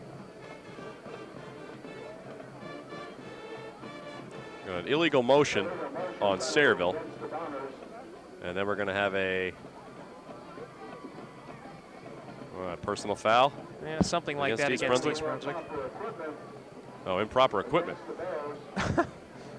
Was he actually twisting his ear as an indication that there was a foul? I couldn't understand what that signal was quite, but I don't know that necessarily means they offset. You're right. It could be, that's what this discussion is all about. Improper use of equipment. Discussion is, well, there's 3:50 to go in the 3rd quarter now. If we order pizza at this point, is it too early for us to pick it up on the ride home? I always wonder what they talk about when they have the really long conferences. Hey, was that your kid I read about in the paper the other day? All right, so motion against Sayreville. That's declined. Now, the illegal equipment, as Simon says, touch your ear, and that goes against East Brunswick. They actually, East Brunswick is going to get the ball. You were right, Gordy. So since they declined the penalty, yes. East Brunswick is able to take over possession. So when we finish assessing all that, the carry was to the 10-yard line. But the Bears get the ball. And Sayreville doesn't know what's going on. They're explaining it to them. Yep. Still a lot of laundry on the field, and then one official finally picks up his lone flag that was thrown out near the 30-yard line. Boy, what had been a fast-moving 3rd quarter has come to a halt. Yeah. So East Brunswick takes over. 1st and 10 from its 10. 3:50 to play, 3rd quarter. I think they want their own ball. That's this holdup is all about. This is the one supercharged with the hydrogen and helium, so when they go for the 80-yard pass, the ball I always Stay wondered up why, nice and long. why they chose their own balls, why they wouldn't stay with one. Let the home team be responsible for the balls and play the game. So John Chu under center, calling signals for EB. Handoff straight up the middle to Gagnon. Gets out to about the 13-yard line, pick up a 3 on the play. And I believe that was Lee, Mike Lee, on the stop for Sayreville.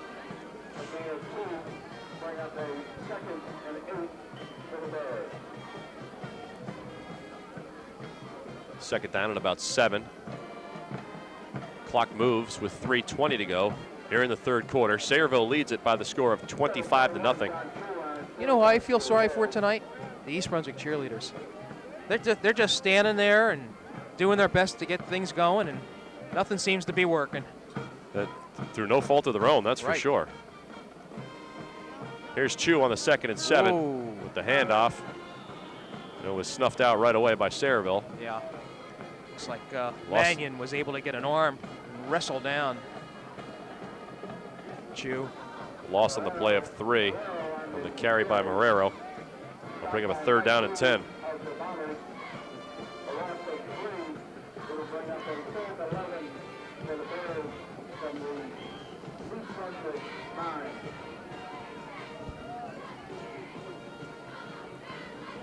So the Bears, again, in a situation here with a 3rd and long and in danger of giving the ball back in good field position for Sayreville. We'll see what happens. 2:20 to go in the 3rd. Chu under center.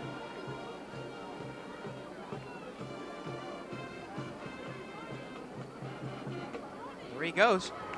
Chu is able to keep it and get first down yardage out to about the 26-yard line. So a gain of about 16 for Chu, and he again has delivered on a 3rd and long situation and come up with a big run, enough for a first down. So kind of broke out of the pack late. That was kind of a slow developing play, but Chu with another big run and a very, very important first down for East Brunswick in terms of field position. Right.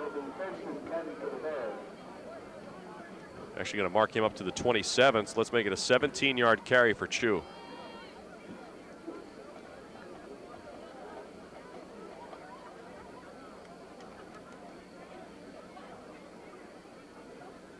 Sayreville with really its first unit in there.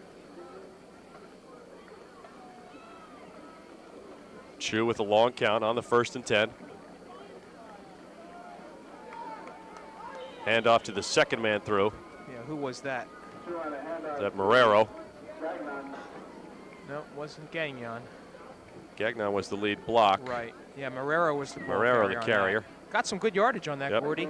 Crossed the 30 out to the 32, pick up a 5, so it'll be a 2nd and 5. Tell you, Marrero's got to earn a couple stars tonight. He's made some wicked hits on defense and has had a couple of good carries on offense as well. Good night on both sides of the ball for Mike Marrero. 5'10", 172-pound senior rather. Where's number 5? This is Matt Kolbeck. Split wide to the right on the near side. Chu with the pitch to Iafalise, who's looking to throw. Downfield, Kolbeck was well covered that time. They had the right idea. They wanted to send Kolbeck out on a pattern, but good coverage there by number 12, Cassidy, Tom Cassidy. Tom Cassidy was there, step for step, and also Junior Jabby was in the neighborhood as well. Well-designed play. Right, good arm, too. Caught Sayreville a little bit off guard. Yeah, you're right. Good throw by Iafalise, but it falls incomplete. In fact, I think the only pass that East Brunswick has completed was the deflection that Gagnon caught on the first drive.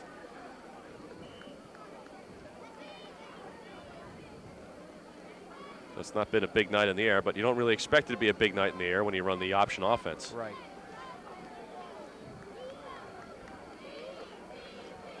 So bring up a 3rd and 5.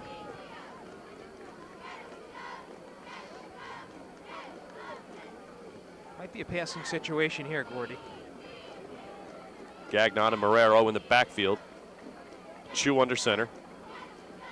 The tight end Nagy to the right. They fake the handoff, play action. Chu on the carry. Chu with another first down as he scampers out of bounds. And we're going to have a late hit on Sayreville out of bounds, and East Brunswick's going to get a bundle of extra yardage on it. Right. Mike Worthington was the tackler on that, and put a little extra on that hit there toward the end, out of bounds, and East Brunswick recipient of 15 extra yards. So they're getting yardage somehow. So it's a pickup of about 6 on the play, and Chu again with another third down play in which he delivered a fresh set of downs. So Chu looked pretty good on offense tonight. And he made it out to the 37, and we're going to tack on about 15 onto that. And they're actually going to mark it on the 47-yard line of Sayreville. Wonder when the last time East Brunswick was in Sayreville territory. I can research that for you, Jimmy. Okay. Can we have that by next week? I'm looking at your notes, and I'm not seeing anything there. Here we are. Just wondering, you know. At the Sayreville 47. First and 10 Bears. Working from left to right. Chu on the keep. Oh. Wrapped up immediately. No gain on the play.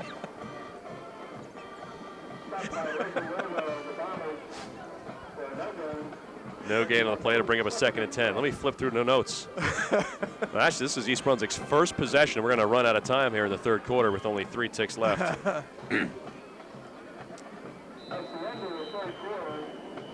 So end of the third quarter, 25-0 Sayreville remains the score. And both teams hold up their hands with the 4 sign. That was a tradition that started a long time ago at East Brunswick, and they keep it up. And in fact, Jimmy, I think that was a good pickup on your part, because this is the first time that East Brunswick has been in Sayreville territory tonight. Wow. That really says something about how dominating Sayreville has been. You know, you look at the Sayreville team and the performance that they have turned in so far tonight through 3 quarters of football, and this is not a particularly healthy ball club either. They're without 3 starters. Okay.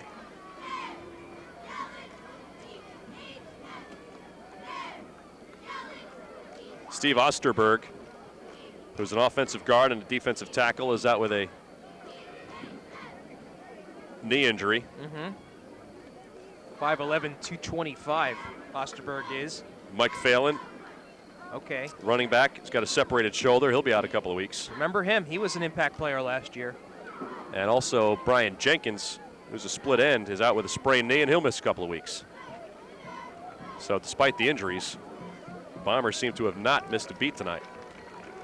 They have looked impressive on opening night. The 12 minutes to go. The final 12, fourth quarter getting set to get underway. East Brunswick in Sayreville territory for the first time in the ball game at the Sayreville 47.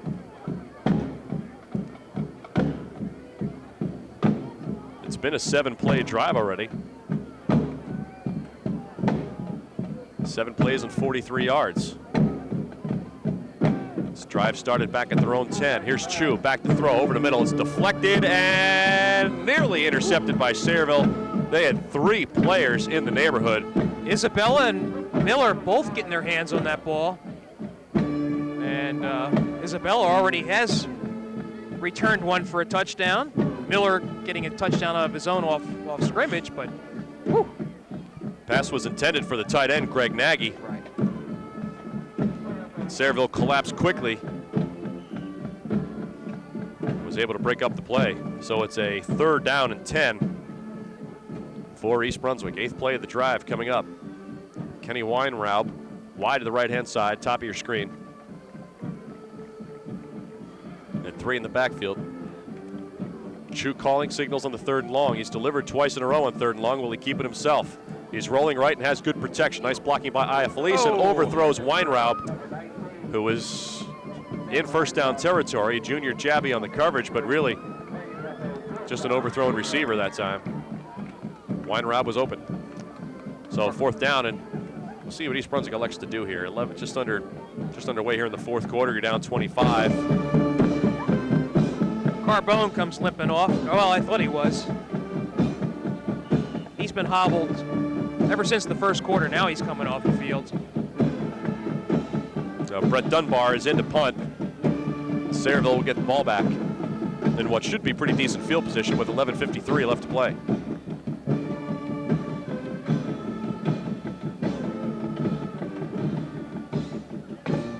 Wow, this is taking a while here to get off.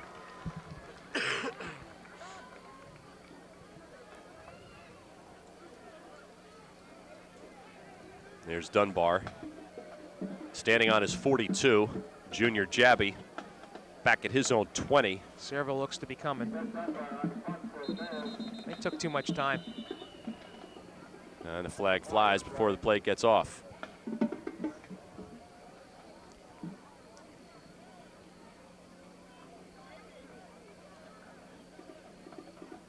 There was confusion for some reason. I'm not quite sure. I mean, there was players coming in and out. Delay of game will back the Bears up 5 yards. So they entered Sayreville territory via the penalty, and they exit Sayreville territory via the penalty back to their own 48-yard line.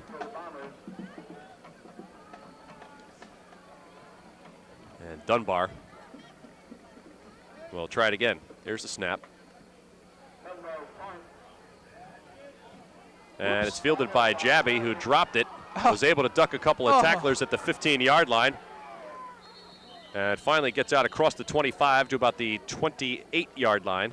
A run back of 13 despite the muffed punt. And Sayreville gets the ball back. 1st and 10. 11:39 to go and leading by 4 touchdowns. That will be something that Sayreville will be working on, is that punt return, because that's twice that Jabby has muffed a punt. And obviously not a serious situation here, but you know, further down the line, eventually, it can come back to haunt them in a very important game. Here's Carbone coming off the field for East Brunswick. He's played pretty much the entire way, both sides of the ball. As we've mentioned, a lot of East Brunswick players have played both ways, and this 4th quarter is when it starts to affect these players. We got a new runner in there. Woo! Down the left flank for Sayreville goes Dijon Spruill, number 8. Not a bad first carry of the night. No. All 5'5", 150 pounds of him, and I think that's cheating a little bit. And he races all the way to the East Brunswick 43. So a 29-yard run by Spruill and a 1st down to boot.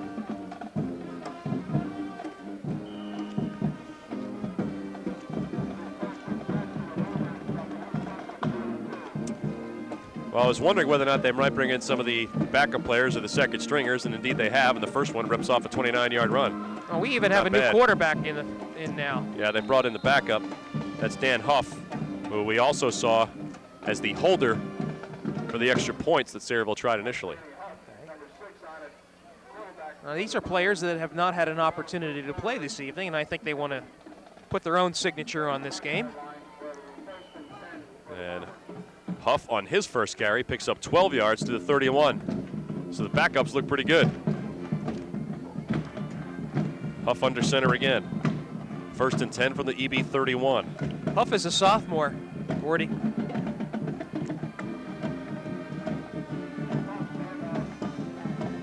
Here's the handoff to another running back in the game. That's Kenny Smith, who normally lines up at cornerback. And Smith's first carry is to the 26. Guess who brought him down? Number 5, Marrero. So a 5-yard pickup that time by Kenny Smith. Bring up a 2nd and 5. And you mentioned Marrero continues to have a big night for EB. Yeah. Despite the fact they're on the short end of a 25-0 score, he has been almost a one-man highlight film. Here's Spruill again on the end around, running left. Spruill with room, breaks it out on the far sideline, and is finally driven out of bounds by Jimmy Gagnon and Aya Felice, who was also in the neighborhood. Yep. We just had a flag I thrown. We've got a late flag, probably have a late hit. Yep. There's a lot of discussion going on down the sidelines.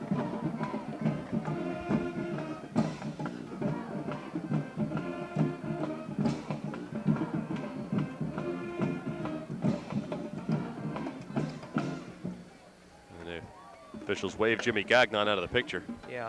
He's probably pleading his case a little bit. I don't know if he was actually involved in it or not. Not relevant at this point. 10:15 to play. This could be half the distance.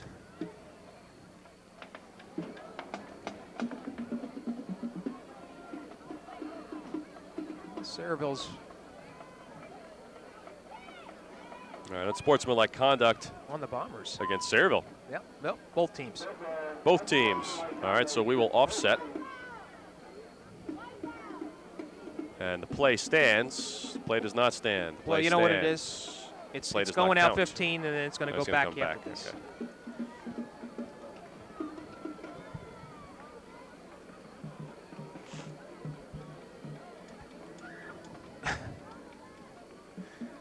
The officials really want us to get this straight, I can Yeah, tell. I think they're just looking for some walking exercise or something. It's, I guess, one of these formalities in football. Let's walk 15 one way and 15 the other way and see what we come up with. Okay, fellas. We surface on the 13-yard line, it appears. Well, fortunately, you know, And- it's not a. Now we've got a timeout, East Brunswick. So, you know, fortunately, this is not a, you know, rain, sleet, and snowy November night where it's about 27 degrees out. It's a beautiful September night. Thankfully. So the ball will actually be spotted on the 14-yard line.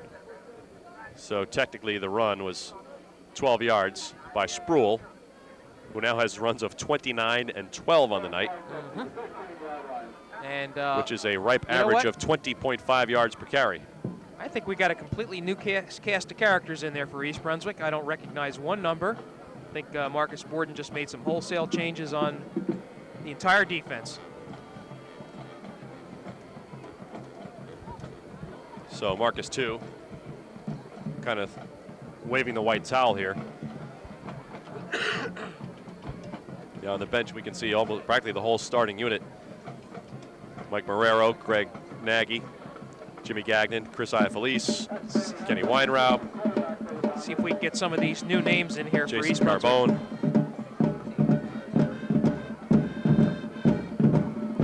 Here's Huff.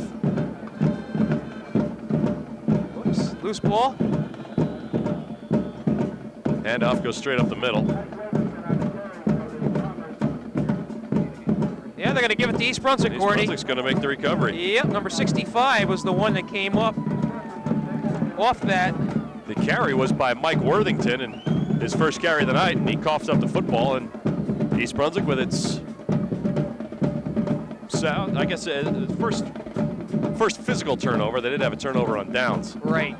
That fumble recovery credited to number 65, Eric Brownstein, 6'1", 212-pound senior. And a completely new East Brunswick offense in as well. From their own 7-yard line with 10 hours remaining. And we're going to see Brett Dunbar, 6 foot, 165-pound junior, come in at quarterback for the Bears. Right. Give a break to Johnny Chu. Okay.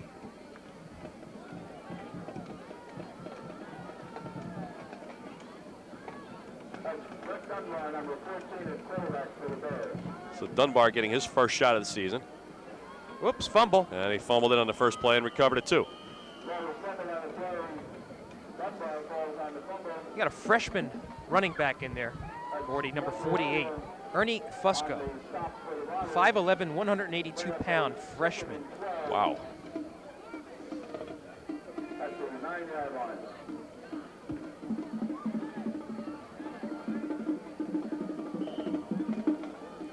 So the backups are going to get some work for the final 10 minutes. They've got 9:35 to go.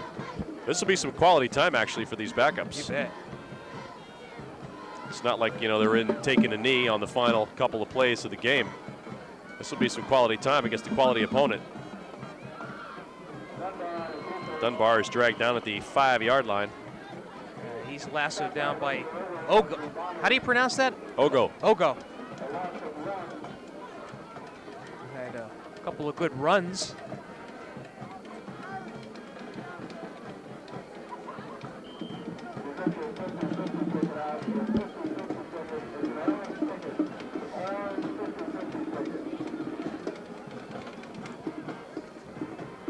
Boy, East Brunswick in a deep hole here.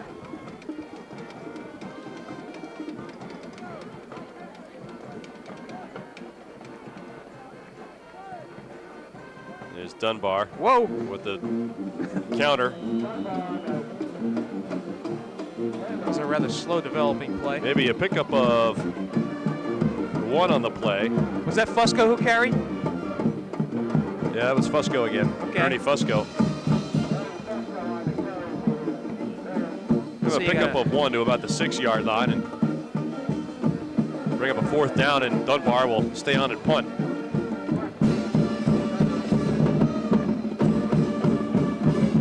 Actually, we're going to have a new punter as well. That is number 25. Not a bad one. And another muffed punt by Sayreville. This is Spruill. Dropped the ball at the 32-yard line and fell on it at about the 30. Doug Feel was the punter for East Brunswick on that one. You know Somebody's down. Who's hurt? And Spruill coughed up that football, and East Brunswick got it back. And Pacifico is down on the field. This guy is listed as 5'4", 130 pounds. A sophomore. And these are the types of things that you want to see avoided in these late stages of the game.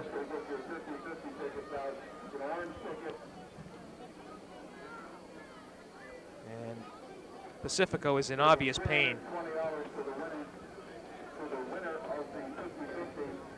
The number is 714762. Your 50-50 where $320 can be picked up here at the first box. The number 714762. So 7:50 left to go, and we'll keep an eye on how they tend to Pacifico. You talk about the Sayreville trainer, Phil Hostler, East Brunswick trainer, one of the best in the state. Elected to the I think Athletic the Trainers Hall of Fame. Hall of Fame. Yeah. He's big time. Oh yeah, quite an innovator in his field.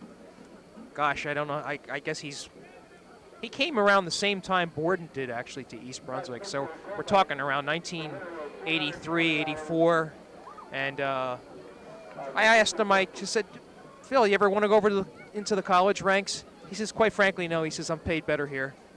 And that's the way it really is in athletic training. He has an enormous job. He has mentored a number of students through the program. You see Pacifico up on his feet now. But certainly he is in good hands. Both teams giving him a nice hand, as are the fans.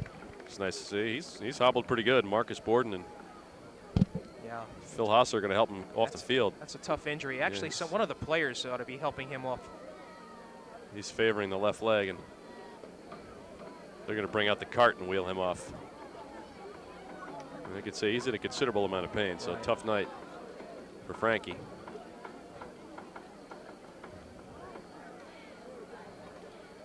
He's not even putting any weight on it. No.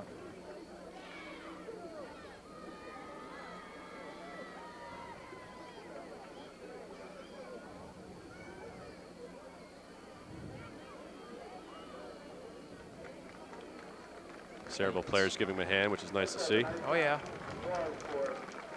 Little reminder about what this is all about, right?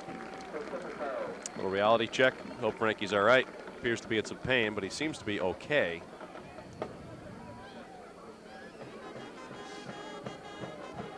I'll tell you what, that Sayreville secondary is ready to go.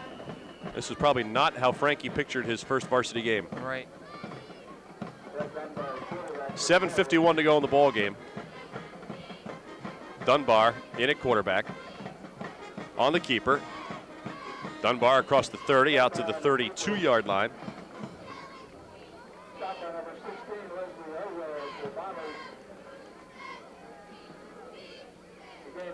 So East Brunswick got the ball on that punt. East Brunswick got the ball on the muffed punt. Spruill dropped it, thought he fell on it, but EB recovered it. Right. Pardon me why I went into vapor lock on this drive. Yeah, no, I did too briefly. Hey, it's our first game too, right? Yep. We're entitled to some mental lapses. We just don't get touchdowns scored on us. Right. Although if we had been on the field, we probably would have. Because Sayreville is making people pay for mistakes tonight, that's for sure.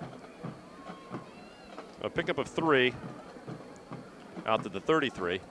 Here's Dunbar on the run again. Put your head down, son. Wow, slides in at about the 34, a pickup of about 1 on the play. That defensive back, number 45 for Sayreville, was coming with a vengeance. Anthony Rickards almost took Dunbar's head off. That's good field awareness, though, by Dunbar to get down. Oh, yeah. Slide and get down and not decide to be a macho guy on a Friday night. Does right by his team by not getting involved in a big collision, forcing the Bears to go to a third-string quarterback. 6:10 to play. Sayreville has been in control from the outset, 25-0. A little confusion on the handoff, and felt like Sayreville just tackled anybody who was near the ball.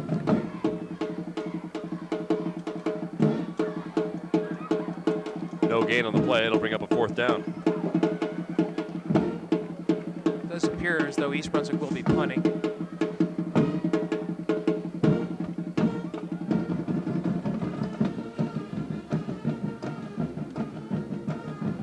I think the marching band is actually ramping it up in here in the 4th quarter.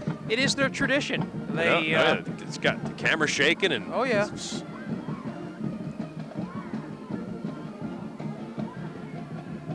Gordy, I don't know if that was blocked.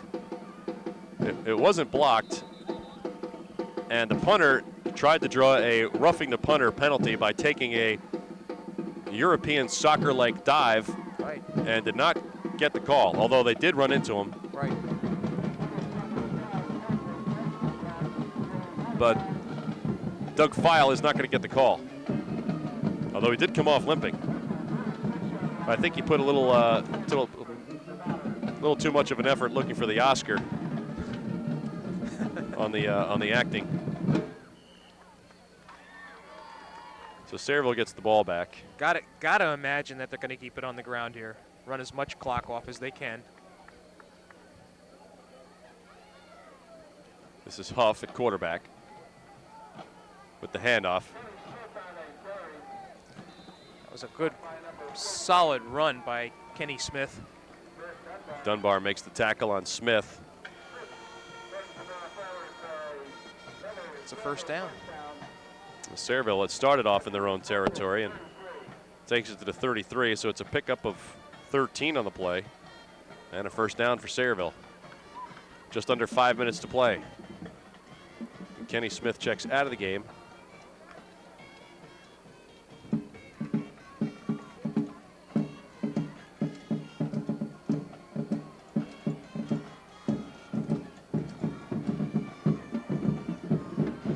Two-men in motion for Sayreville. That'll cost him 5. Can't do that.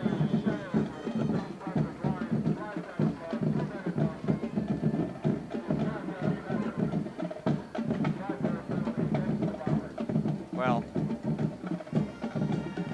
these are the sub-varsities that are in. More accurately, they should be playing each other on Monday afternoon. That's what's going to be happening. So Dan Huff, the backup quarterback for Sayreville, checks with the sidelines and now runs the play into the huddle. And, officials smartly keep the clock running.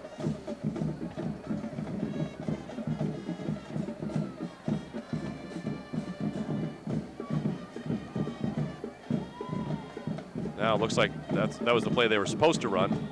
The handoff goes to Lamar Holmes. It's about must be the 8th player at this point to carry the ball for Sayreville tonight, if not more. He is a 5'9", 160-pound sophomore getting action. Holmes takes the ball across the 35-yard line. I'm sorry. Lost a couple on that. Yep. It's back at the 37. 2nd down and about 13.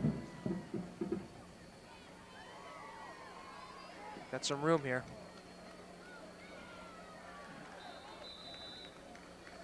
It's a nice tackle by number 49 for East Brunswick, Giovanni Mendez. Roger Kemp on the carry, brings it across the 30 to the 27-yard line. That's a pickup of about 10 on the play, but it'll still be a couple of yards shy of the first down.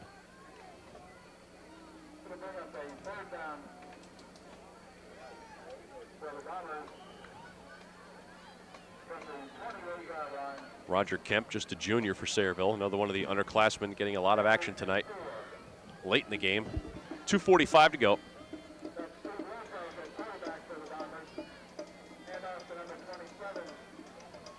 Sayreville with another quarterback change. And another first down. Steve Lopez is in. Steve, a 6 foot, 160-pound junior. Sayreville picks up the first down to the 19-yard line.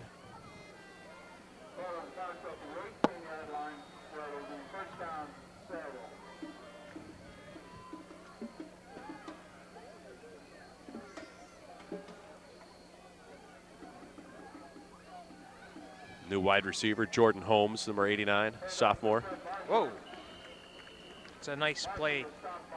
Fusco was in there, the freshman. Carried that time by Fred Marshall, yet another player to carry the ball for Sayreville tonight. A lot of people getting action. Lots of players getting a touch.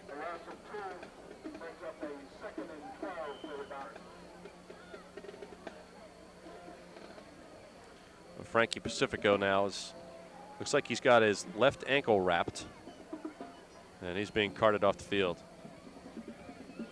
And he will head to the trainer's room. Second down and about 12. Here's the handoff to yet another ball carrier. This is Anthony Richards. Actually, we saw him before. Brought down by number 67, Matt Jandernell.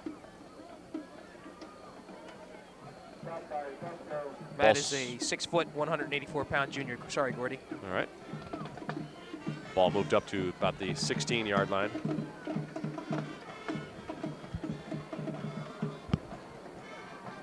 East Brunswick not electing to call its timeouts. Less than a minute to go. Steve Lopez, the third quarterback. Here's Holmes on the carry for Sayreville. Holmes with some room. I think that's good for a first down. It'll be real close. If it is, that'll be it for East Brunswick as far as. Clock continues to run, 40 seconds to go and running. You got to believe that these younger kids, the backups for Sayreville, are hoping to punch one in. Yet at the same time, George Najar is trying not to make the game a runaway, trying not to run up the score too much. This is a fourth down, Gordy. It's a 4th and 1. Handoff goes straight up the middle. Wow. To the big guy again. Now, I would think that Anthony Sayreville Richards is not going to push this in. No. Although the clock has stopped because they have to move the chains. Oh, I'll tell you what, they want to score. And Najar is waving his hands, saying that's enough, get away from the ball. And I think that's going to be it. He's got his players actually lined up for the handshake at midfield already as the clock winds down, and his team is not going to break a huddle and come to the line. 10 seconds to go. Well, as I've mentioned, Marcus Borden and George Najar are very good friends, having worked those camps together, and I'm glad to see the game end this way. There's the final whistle. Final score, Sayreville 25, East Brunswick nothing on opening night for Central Jersey High School football here at J. Doyle Field at East Brunswick High School. It was all Sayreville right from the start. Yeah, Gordy, I think, like I mentioned, you asked the question, is Sayreville that good or is East Brunswick that inexperienced? Are they in for a long season? I don't think we can answer that question tonight. I think Sayreville really did what it had to, primarily in the first half, to put this game away, and then was sort of methodical in the second half, did what they needed to. East Brunswick never gave up. Obviously, they need to do some things more offensively. They need to get a more dependable ground game going, but they're going to set their sights on J.P. Stevens next week and see what they can do. And we will have that game for you here on Channel 8. We run down the scoring one more time in the first quarter. Sayreville on the board after a 60-yard run by Jimmy Miller. Gave them a 6-0 lead. It was a 5-play, 71-yard drive with 5:21 to play in the opening quarter.